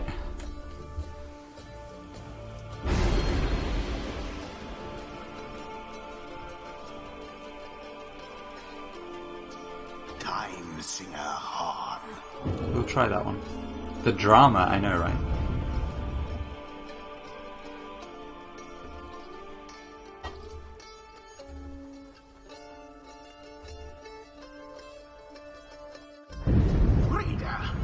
What lunacy is this? 'Twould appear the Nightwings are to stand against themselves this time around. Oh shit. This is a mutiny, in violation of the sacred law. The exile whom you face, Oralek. Long ago he had his chance, and he relinquished it. He cannot simply claim it now. And I cannot preside over this nonsense. Good night. Oh, spooky. What happened to the dissidents? The stars showed we were to face them. They must have suffered a misfortune of some sort. Tampering with the stars' designs is not permitted, Oralek. Cheating the worthy of their rightful liberty is not permitted either, Volfred. You must know... No, I took no part in that betrayal. Search your heart. Oralek says nothing for a time, then. Where are your raiments, Volfred? I have refused to wear them since, in show of solidarity to you. And to elude the voice, I would suppose. Yes, that too. I see. You are never very good at this anyway. We shall see if that new lot of yours is any better. You cannot be serious. What sense is there in us standing against each other? But Oralek puts on his mask and stands ready. I shall crush this lot of yours, Volfred. You shall see that I am not so easily discarded, and you shall not deny my liberty again. Oh shit! Reader, the adversary whom we face, Oralek, he is not one to back down. He was very experienced in the rites even at the time, and so, beware. There was no one in his day who could prevail against him, and he appears even stronger now. I wish I had more valuable advice to give in this. I wish I had foreseen this. Spooky! Okay, we're gonna use Jody here.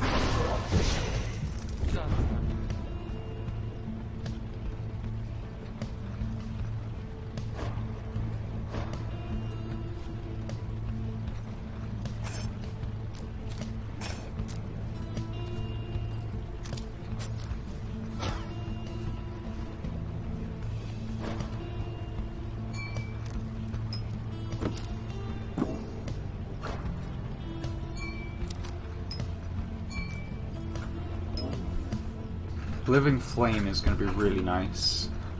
That's going to be like 35 damage with her. While we have more than them. So we're going to use Bertrude.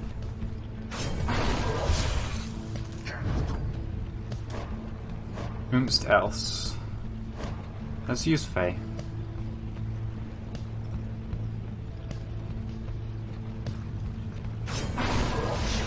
New friend, you missed so much, yeah. Is it alright if I'm a little scared this time? Because I think that Oralek, he's frightening to me.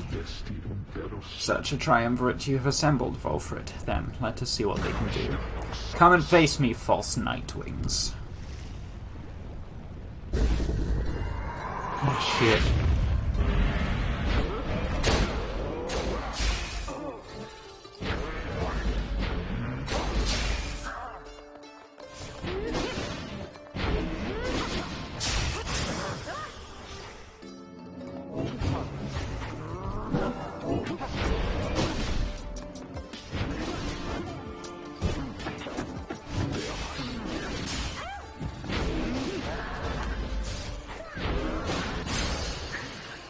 God damn, they're going for the banishment game.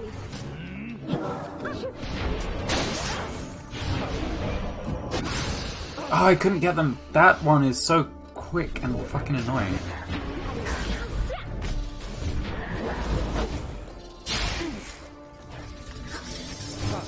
Jesus. Okay.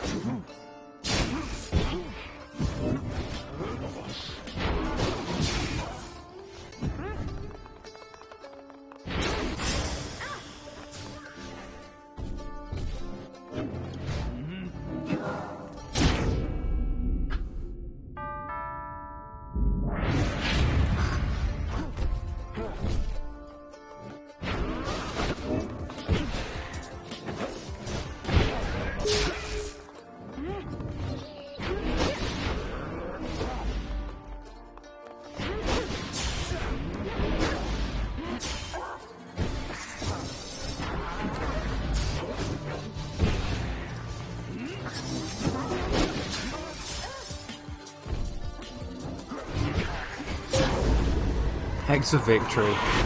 35 Pyre damage. It's a fucking lot of damage.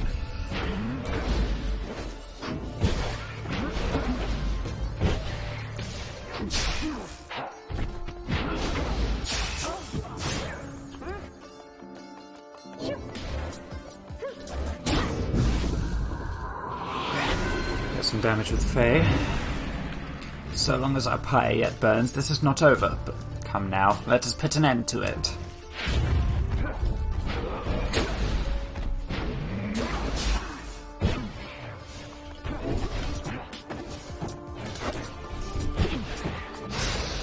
Oh, Jody, you were so close.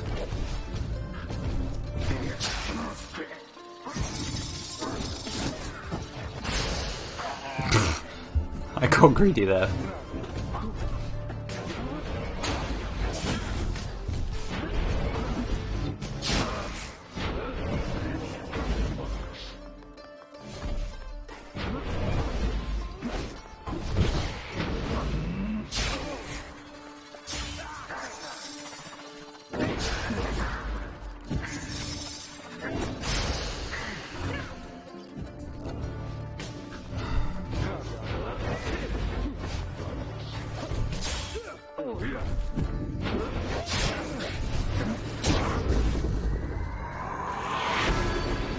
That's fine.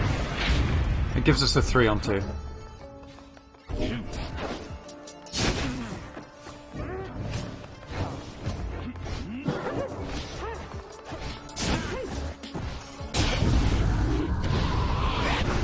Did it.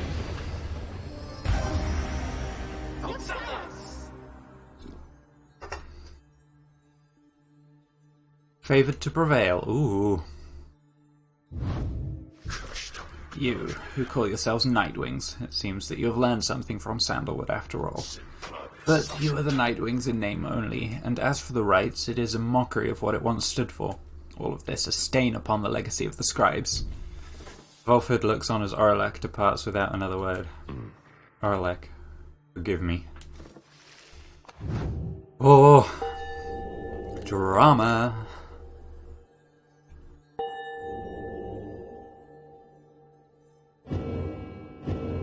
We should definitely use Tizo next time. We couldn't use him in this one.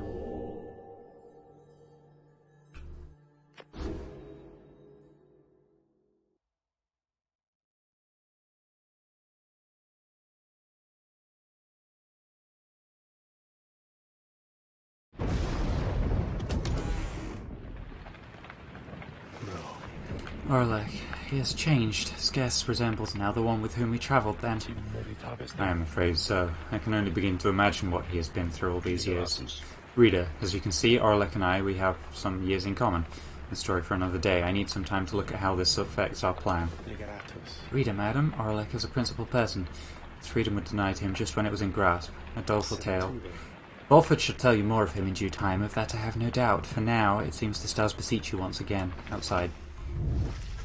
There, deep in the infinite dark, once more you see a single star shining brighter than the rest. It's time for another... initiation rite, I think. Solium, the golden star. Whomst are we fighting? We're fighting them, okay, the essence.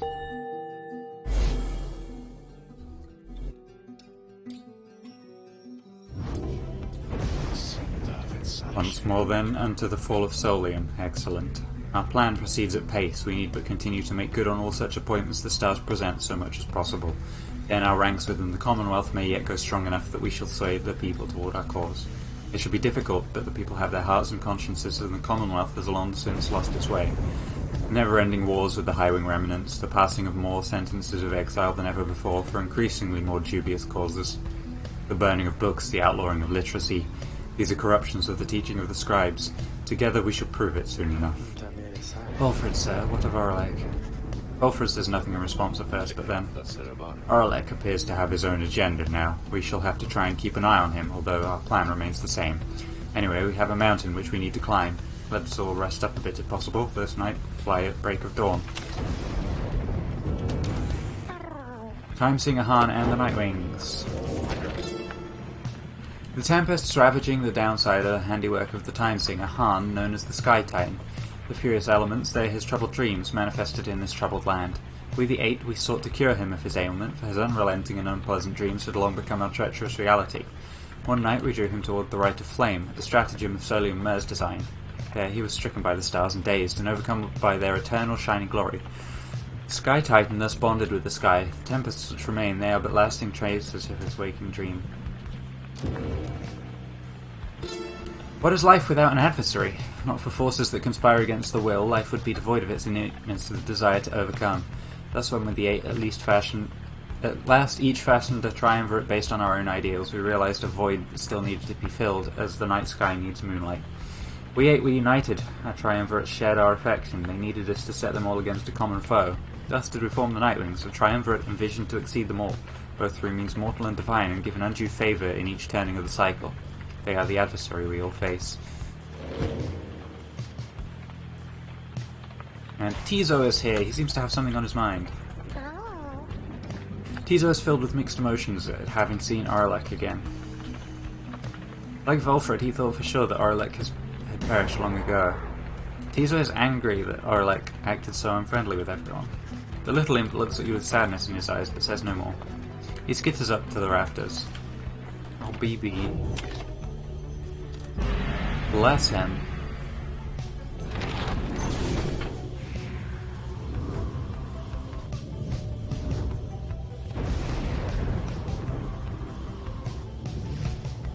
The inverted fall of Solium roars into the sky. Somewhere beyond it lies the Commonwealth, beyond your vision and beyond your grasp. Your home is there somewhere, if I am not mistaken. Those who transcend the Shimmer Pool after a liberation rite, the Fall shall send them on their way.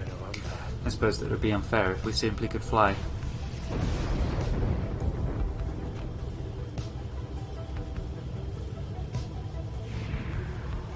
Emperor's Fall or Emperor's Ascent?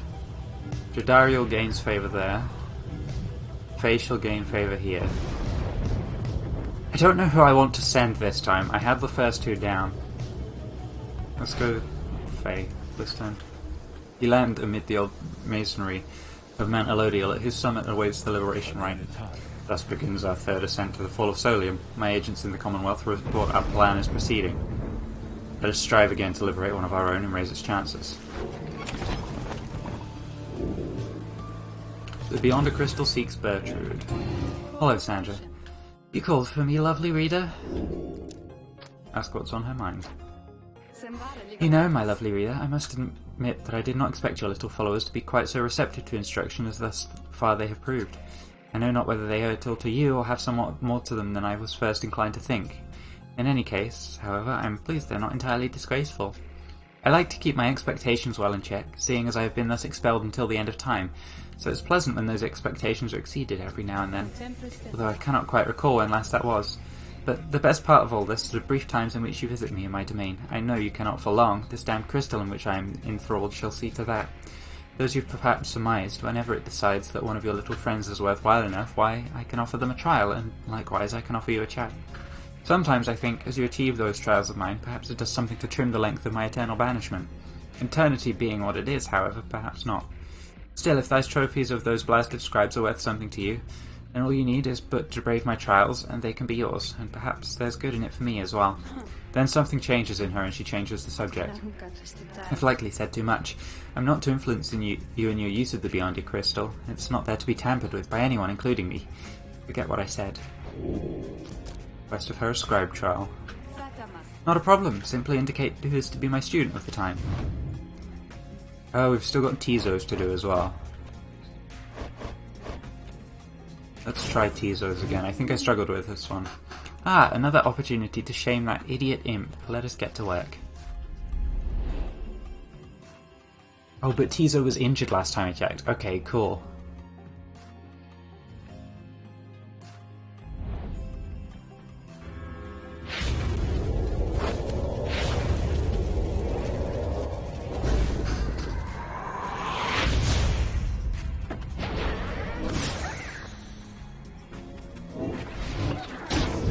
Oh, he didn't get his aura straight away. That's annoying.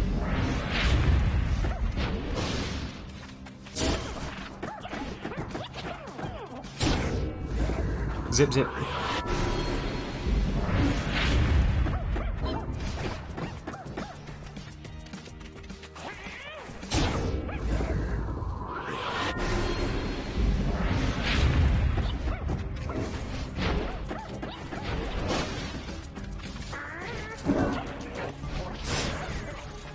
Oh, we got banished.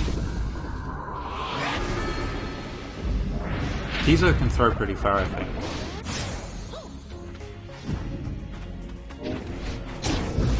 We need 2 more plunges or something, so let's try and get one. Oh, I really need to not get hit with that. Okay, we've got to...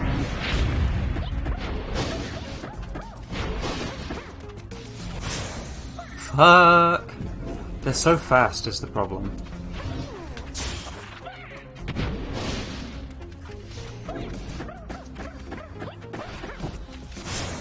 Shit!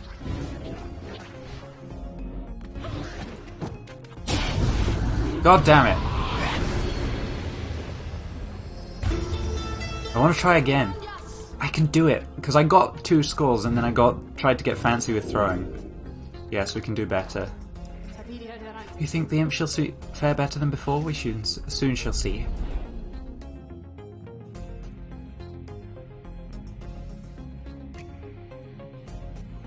The only problem with banishing my adversaries...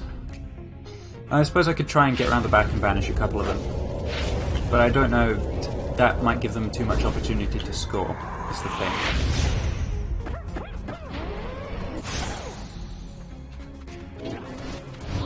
Yeah, because I disappear, so if they pick it up and sprint, I'm fucked, basically.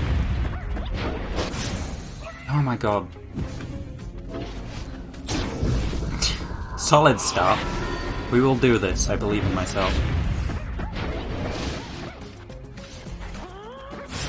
Oh, he had like no stamina, I hadn't started regaining.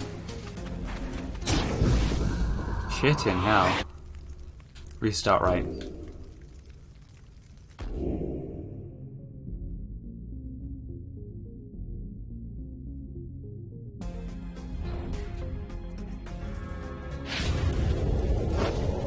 Come on, Tizo, you got this, little buddy.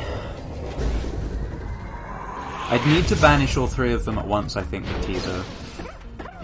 Like this. Haha, motherfuckers. Oh, he got out of the way. Cool, that's a strategy.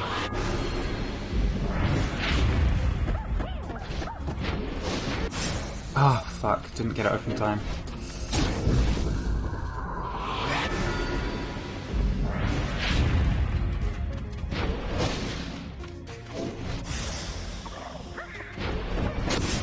Oh, shit.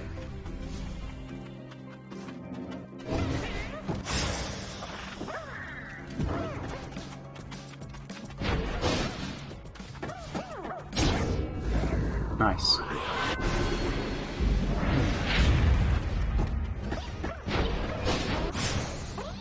Oh, they're good at aiming. I say good at aiming. I stop moving at the wrong time.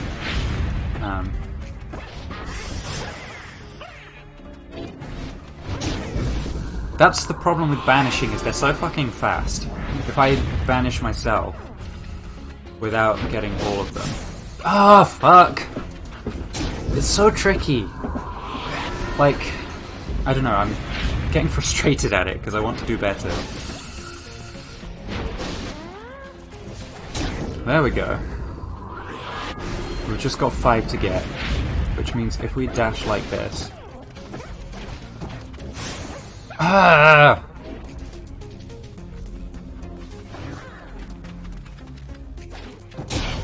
Yeah, and then we're fucked. Restart right. I need to not get frustrated at this. We'll try it once more, then I'll take a quick break, and then we'll come back to it. I want to get Tizo's special item, I want to get all of them.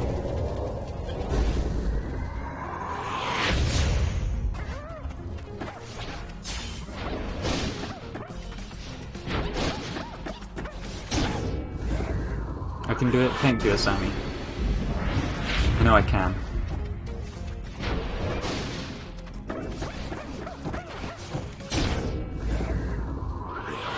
We're getting plenty of scores towards...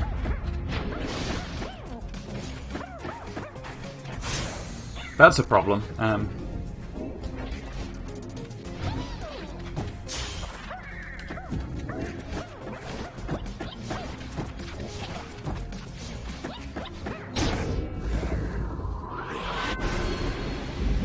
think we just need to do that. And not... I needed to wait a little bit longer so that I could double dash there.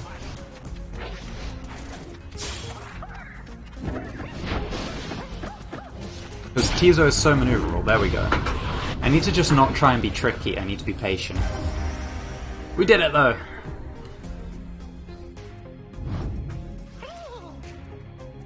Tizo is excited to have completed Sandra's challenge and awaits her approval. A worthwhile effort, Imp. Your performance was sufficient and you passed my test. Your predecessor may well have approved. Thus, congratulations are in order to you and to your lovely reader. Now, farewell. We did it. Okay, we'll try Bertrude's in a bit. Although I need to take a quick break. But I will be right back. Tizo is happy to be back and wonders what it is that Sandra granted you. You take a closer look at the new artifact in your possession. Her Oob's wing. Ooh, that's going to be nice for Tizo. That's going to make him super speedy. Okay, yeah, I will see you in a few minutes. I'll be right back.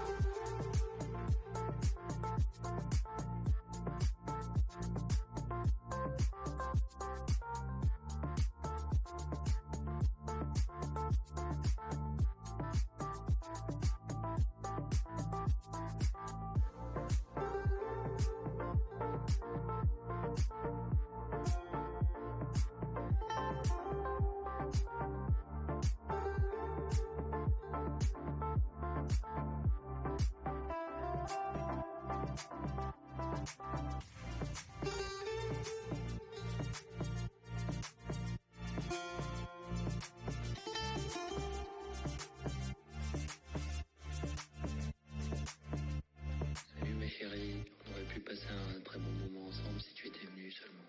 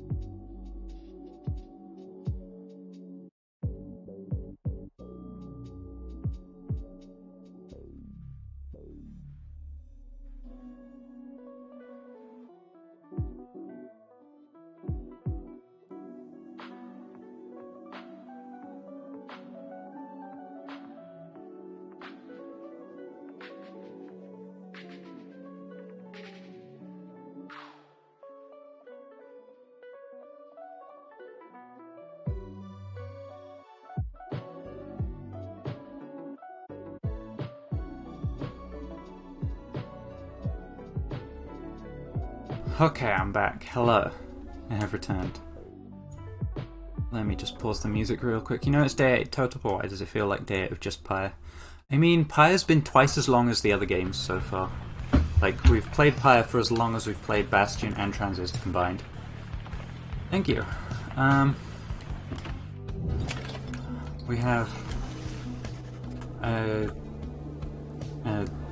pilgrimage to make. With some time to spare after having landed, you join Faye on a brief expedition to the monument of Solium Mer.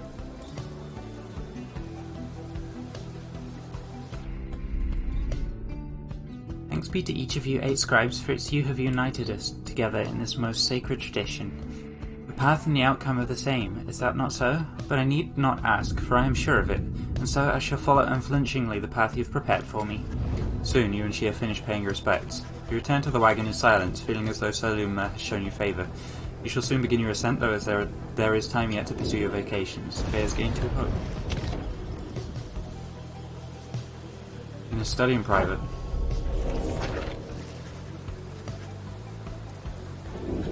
Because I want to get extra hope for everyone.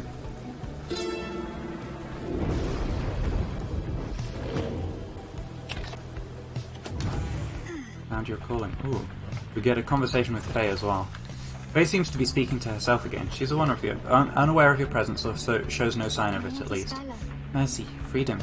They're intertwined. Mercy shall engender union among all our different kind. Mercy shall engender union among all our different kind. She's reciting passages from the Book of Rites, though to your knowledge she cannot read. Freedom to the worthy. The downside cannot let us all go free, thus freedom to the worthy.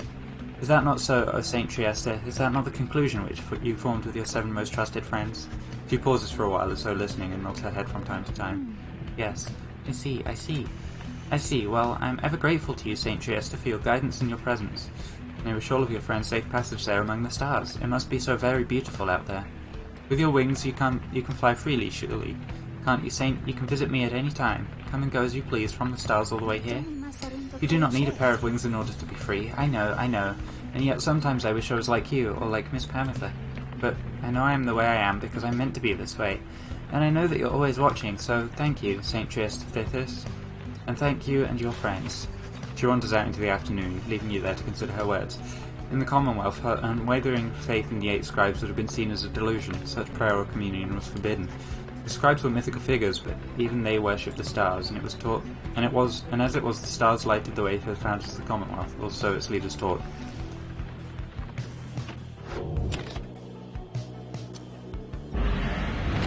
Continue your journey. Got the Temple High Road or the Temple Cistern. Bertrude shall gain favour from the scribes there, or Pamitha shall gain favour there. We'll go for Pamitha.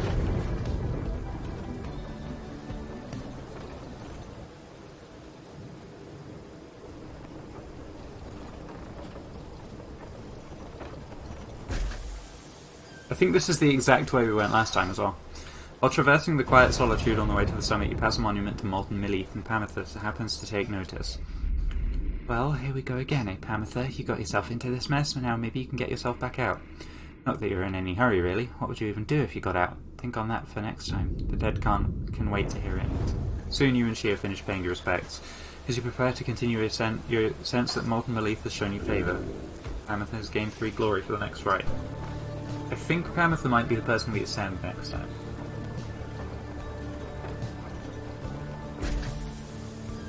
Possibly. I'll miss her though. You and your companions arrive again at the Scribe's Gate before an archway carved of stone. Shall we, reader? The minstrel leads you towards his counterpart. He seems unsurprised to see you all approach. The exiles of the Nightwings, and you again, Tariq. Greetings, Celeste. Aye, we have returned. The stars shine darkly these past nights. Nothing more than a portent of your arrival, is it? Likely nothing more. Now they are ready for you. Then come forth, each of you in turn. Please state your name and what it is that you seek while crossing the Scribe's Gate. Wait, you. She points to Bertrude. You are new amongst this group. You shall go first. Please, do as she asks, Bertrude, madam. We are known throughout the downside as Big Bertrude. We follow Sandalwood, for we are fond of him. He led us into exile, and he shall lead us out. The Gate Guardian acknowledges her and motions for the rest of you to proceed. Everyone does so, as before, including you. Once you've all declared yourselves, she regards you all for another moment and beckons you towards the mountain's tops. The 8 scribes bid the Nightwings welcome. Go forth with glory. Thank you, Celeste. Until the summit, Tariq.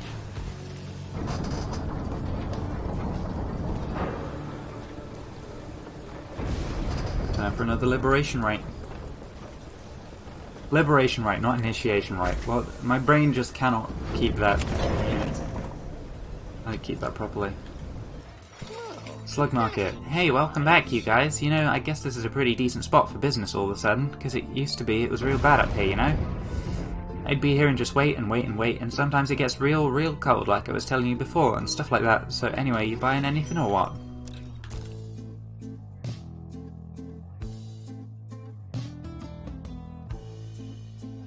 What's all the void? That seems really nice. If we put that on teaser, I wonder what happens if we self-banish. Although we've got Haub's wings.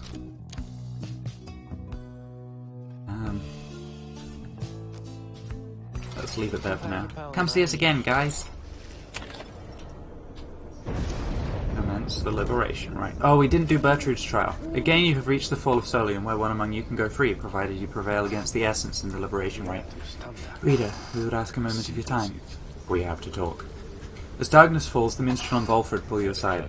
We have some news that is, depending upon how you look at it, potentially unfortunate. The lone minstrel directs your attention towards the night sky. The stars are fading. It is true, with the advent of the Titan stars, visibly fewer stars seem to be shining than ones you saw in the sky above. Yes. The stars themselves are vanishing. Why, I do not yet understand, but what it indicates is this. The rites are drawing to an inexorable end. The light of the stars, without it the rites would be unable to commence. Anyway, that's the bad news. The good news is that a lot of stars to go. How many liberation rites remain, I do not know as yet. The arithmetic is complicated.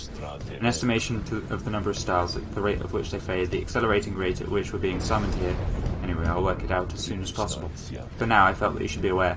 We can inform the others in due time. At the moment, though, they have this rite to think about. And so do you. Look forth.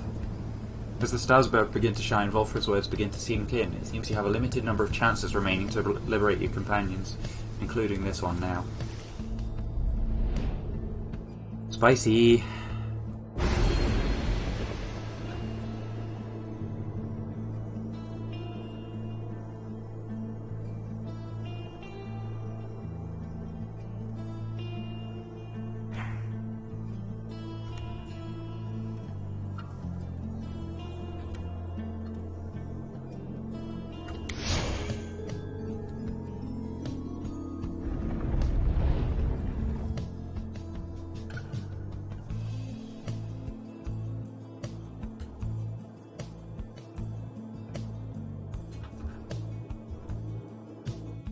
Hey Nemo, how are you doing? Congratulations, Reader.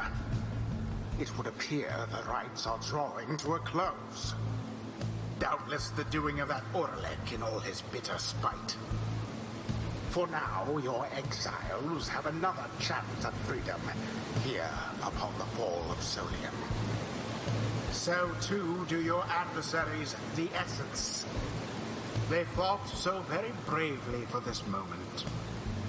Whichever side prevails soon shall send one of its own into the warm embrace of civilization. It's going alright, thank you.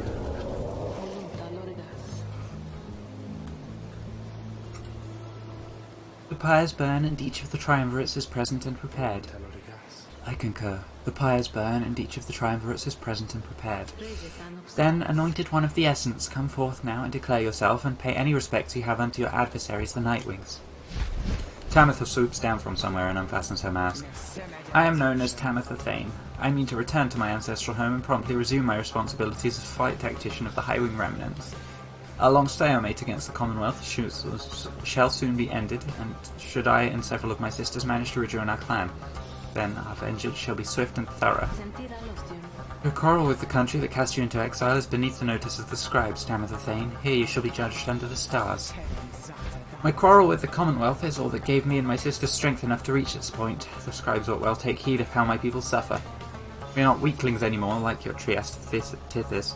We shall not fall in line with flightless fools in their naked attempts to subsume our heritage, our culture. Speak not again thus of the saint, or you shall be expelled, Tamitha Thane. Tamitha scoffs and then turns her attention towards your side. And Nightwings, as for you, the fury we shall imminently show is nothing in comparison to the hatred growing for your commonwealth in the mountains on the other side. She signals to her sisters to ready themselves. You seek your freedom, but there shall be nothing save for devastation should you manage to return. As for you, Nightwings, you bring darkness with you. What have you wrought upon the stars? Celeste, please, we do not know what is amiss here. The Nightwings have come only to see that the liberation is carried out. Indeed. Then make your choice, Nightwings. Who among you is to be anointed here? Oomst! Are we going to stand up? Return to glory.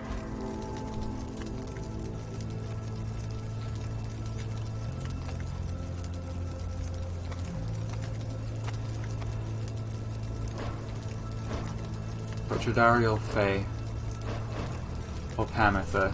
I think we're going to anoint Pamitha here.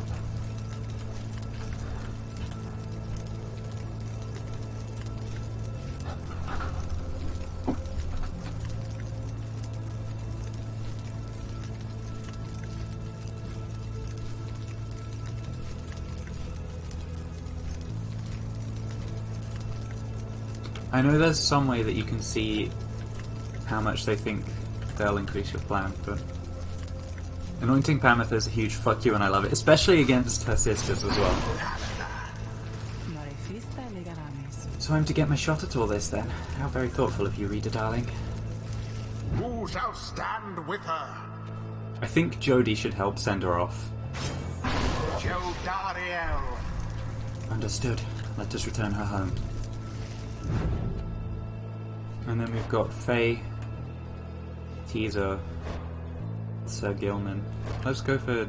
or Bertrude, but let's go for Teaser. Although I want to try this.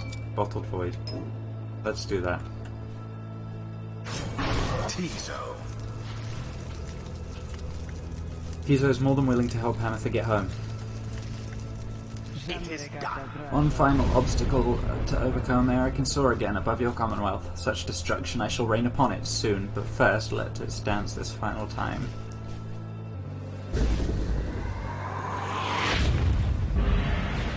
Commence.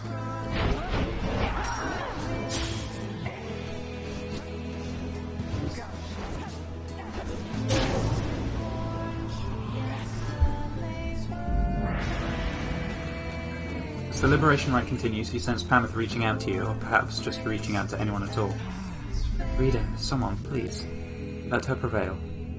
Let her prevail, please let her prevail here, this once. If this thought makes me a traitor, so be it, but please let Tamitha prevail, for she is here wrapped up in all of this because of me. The plea trails off and Pamitha remains steadfast, all her attention focused on the liberation rite. And as for Tamitha, prepare yourselves, Nightwings, and as for you, Pamitha, I await the outcome of this night, for it shall soon ensure that I may never have to see your smirking countenance again.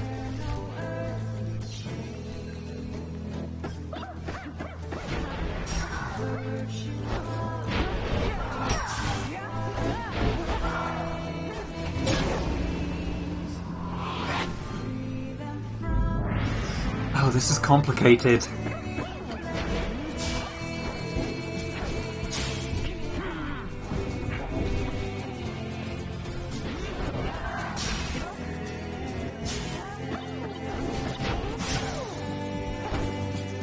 Oh, they jumped. Okay. This is so complicated.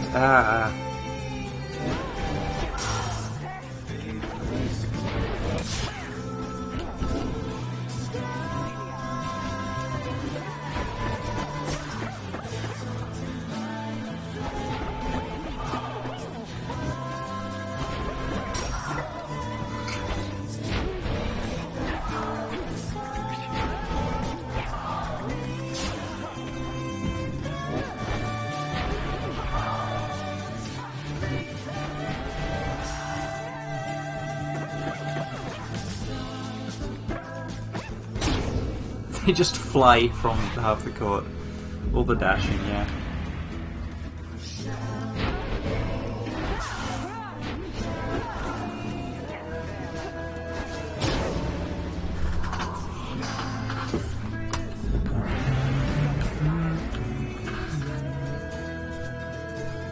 Hark now, my sisters. Damn what the book says. Advance to strike formation. Prevail here against these wretches, no matter the cost. In disregard for ways of the right, Tamitha ordered her triumvirate to push further afield, adopting an even more aggressive stance for the remainder of the right. Oh shit, that's cheating, buddy. So fuck you.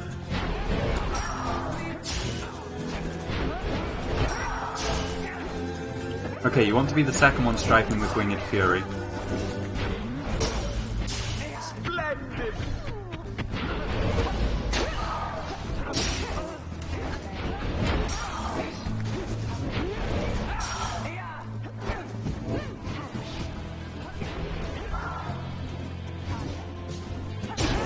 Problem with that Everything that you hold dear. is I can just fly over it. We wanted to score with Jodie here.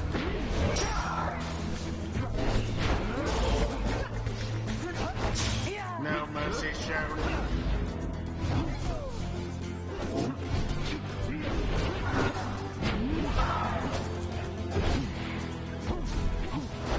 And there To win. it is, at last. The Night Wings proved their worth. Rather convincingly, I must admit. Don't know what's going on. Basically, we need to get the ball in their campfire, Thus essentially. ends the liberation rite. And thus, the scribes have chosen. The exile appointed by the Night Wings shall be free. Absolved of all misdeeds. Return to glory in the Commonwealth. Sorry, Pam, you've got to go home. Adversary Yeah. And all others shall remain. Oh, that's a tough one, because she wanted her sister to go their free. rightful But we want to carry out the plan. I want to see what happens, though. Damn you for this, Pamitha. All of this because of you.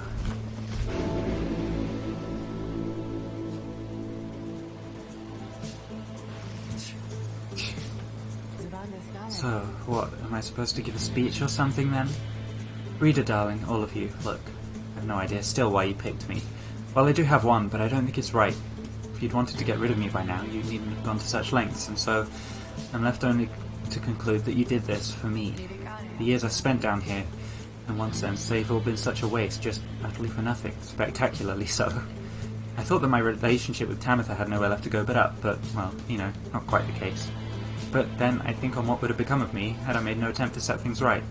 Had I not done everything I have, I could not have lived with that, I think. I was so certain that my life would end down here. I'm only now beginning to consider the opposite may have come true instead. What I'm trying to say is thanks to all of you. I mean that.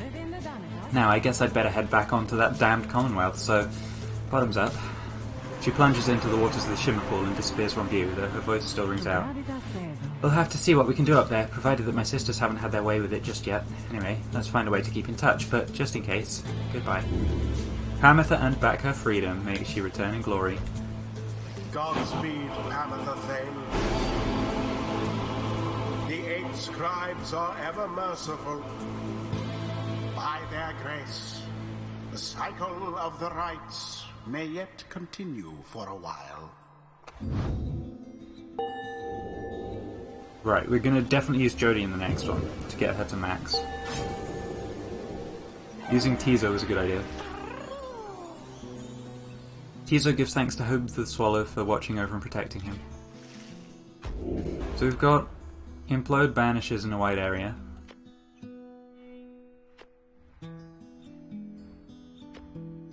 I think we're just going to go entirely down this side.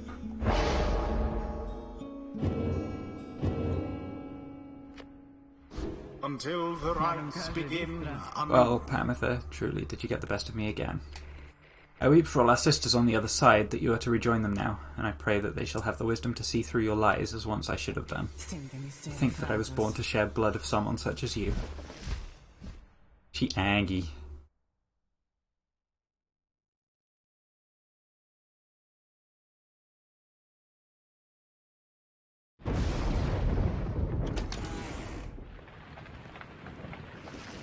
You prevailed in the liberation right against the Essence. Already does the Black Wagon feel quieter than usual without Pamitha, who returned to the Commonwealth. You overhear some of your companions reflecting on this. There was more I meant to say to her while she was still among us. Giza was trying to console Jadaria with an imp-soothing song. You wonder who, if anyone among you, should be the next to go. Then Volfred asks the group to gather. He senses you know what news he is about to share. Everyone, I must apologize to bring such news at this late hour, but I feel that you all would wish to know as soon as possible. The context of our plan has changed. He looks about at everyone before revealing to them what the stars has revealed to you both. The stars above are disappearing. They seem to just be fading away, one by one, for reasons that the scribes alone may know for certain, though we all may harbour our suspicions. See for yourself if you have any doubt that it is so. A hush falls over your companions, all exhausted from the rite, and now stand into silence. If this phenomenon continues unabated, then we have every reason to believe it shall. Then the rite shall cease when the stars no longer shine, permanently cease, that is. Your companions exchange glances. You sense negative emotions rising, confusion, fear. Before, I gave you the impression that should the Nightwings not prevail in the Liberation Rite, there would be other chances. This remains so, however, our chances are now numbered. The exact number I have yet to ascertain, but to be quite frank, there are more of us than we have chances left. You sense your fellow exiles are beginning to realize what this means. I know this must be difficult to hear, but it is not a cause to panic. Our plan remains essentially unchanged. We shall take which opportunities arise and return as many as we can. I urge you all to take whatever time you need to think this through. At dawn we shall head south again to Moonlight Alcove. We can discuss this further then. Now, please get some rest. Our path grows harder, though not insurmountable. Not while we stand together. We can still prevail. The group disperses, some whisper in hushed tones, others turn to their quarters speechless. There will be time later to better understand this omen. It's probably a conversation with Volfred. No, it's the lone minstrel. On kinship. Each one of us within the eight, beside the imp Hoob, would have perished in the downside had we not found each other and together formed our union. Here in the downside, all are bound, but that which binds us here does have some latitude. We chose the bond of kinship. Our exile took precedence over our differences. The empire which has subjugated all our kind into a tense alliance shall give way to a society in which our differences are paramount. There may you embrace your ancient cultures, whilst jointly forming a great culture all its own. Next to mercy, it's kinship that shall form the bedrock of our commonwealth.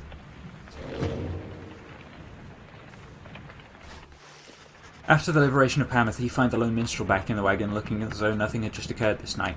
You think you see him tilt his head as you approach. Some words of congratulation are in order for this evening, I should think, reader, and so congratulations on prevailing in the liberation rite.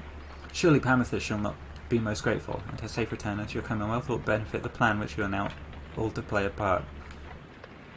As for your adversaries of the Essence, this must have been a bitter loss for them in Tamitha, although they must have known their chance was far from certain.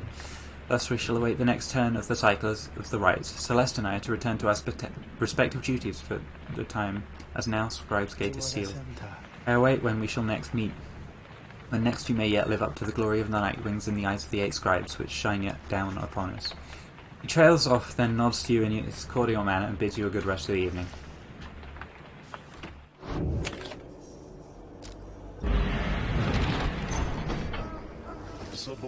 Good morning, everyone. We are at the mercy of the stars, and none can say how soon they'll shine for us again. Let us recover for a while at Moonlight Alcove and decide how to proceed.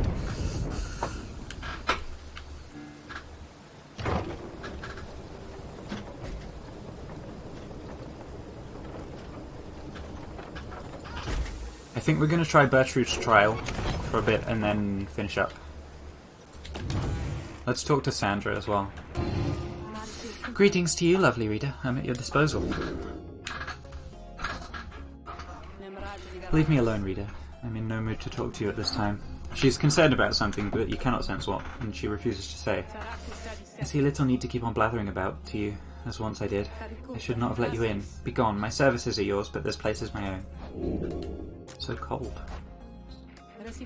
Of course, reader.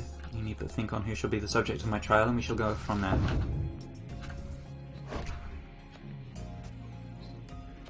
Bertrude's the last one we need to do, I think. Ask Sandra to administer one of her special trials for Bertrude. The old bog crone, then. She does have some potential, I should think, more so than most of those with whom you share that little residence. Then let us bring her forth. We sense thou has need of us.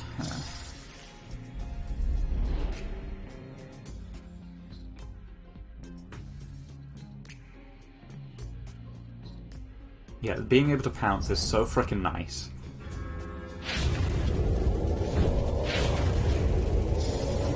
The apparition Sandra appears and unfastens her mask. Listen well, crone, you answer to me here. How very eloquent. May your vast experience exceed your knack for pleasant conversation. I trust that you shall have little trouble here without the benefit of a more communicative friend. Now, come.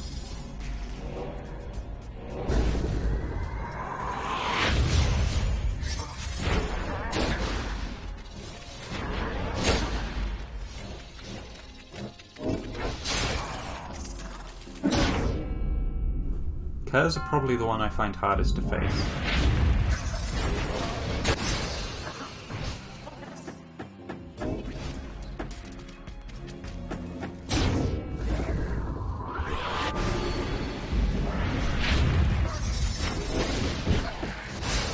Oh, we got fucked over. God damn, this is going to be a tricky one.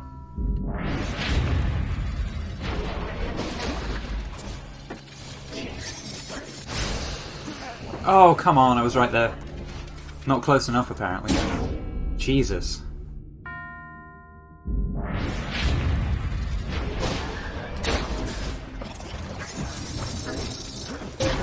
There we go.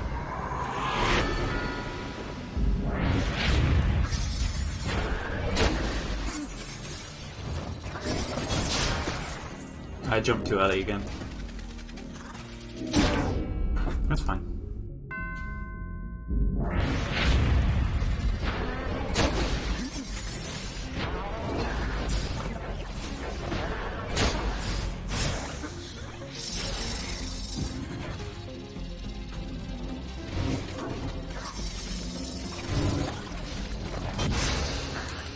Jesus Christ.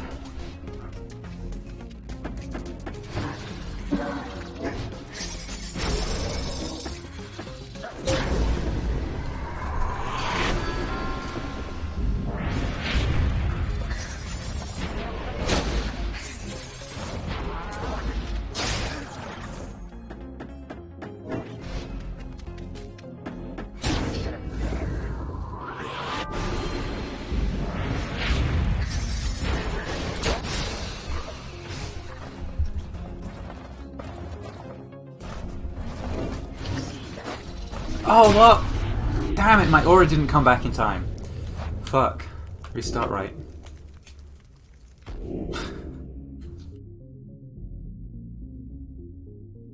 I'm getting the hang of how to do this, so we need to get a bit closer to the Cur.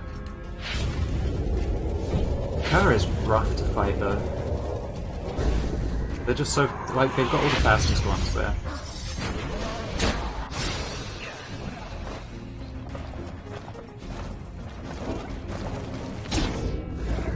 Which means if we get banished, they're gonna score, basically.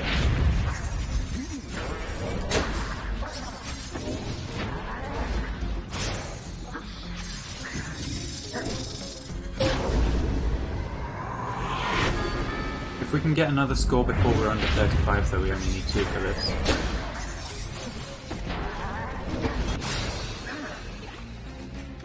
Rude ass motherfucker.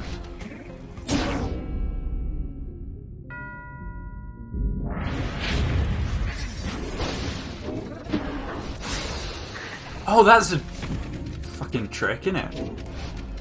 Throw the orb to your opponent so you can banish them. Jesus.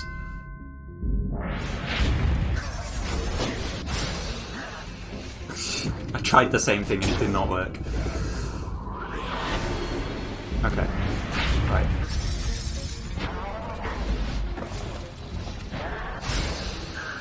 God, the Imp's aura is so freaking big. Okay, we're gonna lose the Hex of Victory here. Which means we'd have to score twice.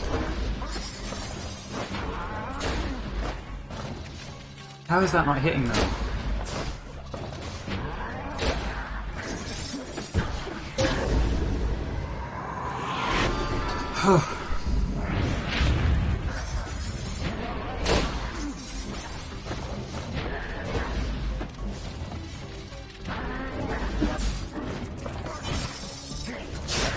Oh, fuck.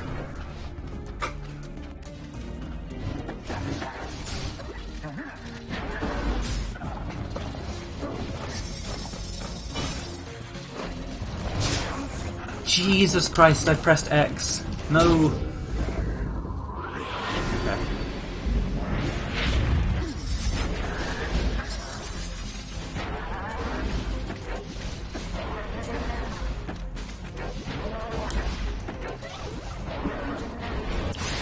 Oh fuck, we've lost again. Restart right.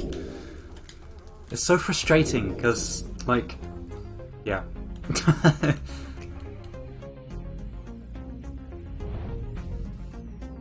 Because I know I can do it, I know I can score against them.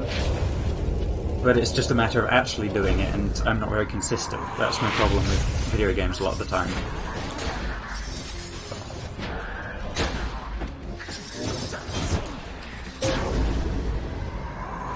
Pyre, the cover-based shooter, right?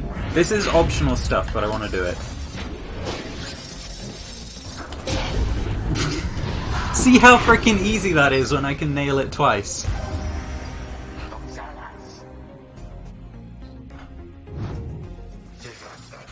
A simple test, and deserving to be called a challenge. I ought to fail you just for gloating, Crone, but these are not my rules and your performance was sufficient, thus you have passed my test. Congratulations are in order, to you and to your lovely reader. Now, farewell.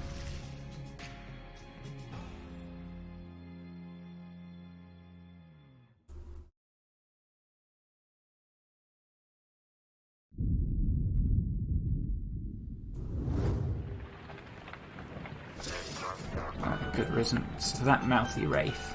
Show us, then, what trinket she bestoweth upon us. Melith's tail. Virtue's blast pierces through solid objects. That's pretty nice. It gets you unique items if you win, yeah. So we've got Solium's horn, Kael'mer's anklet. We've got the Ha'ub's wing, Ores's scale, living flame. There were others as well, like the Triesta's plume for Pamitha. We also had ones for Ruki and Headwind, but we've sold them because they're no longer on our team. We should check the planner. Right, Team Lux Liberation is 2. I want to try and fight the Withdrawn and or Chastity if I can, to try and get the Pyre Hearts to be our opponents here.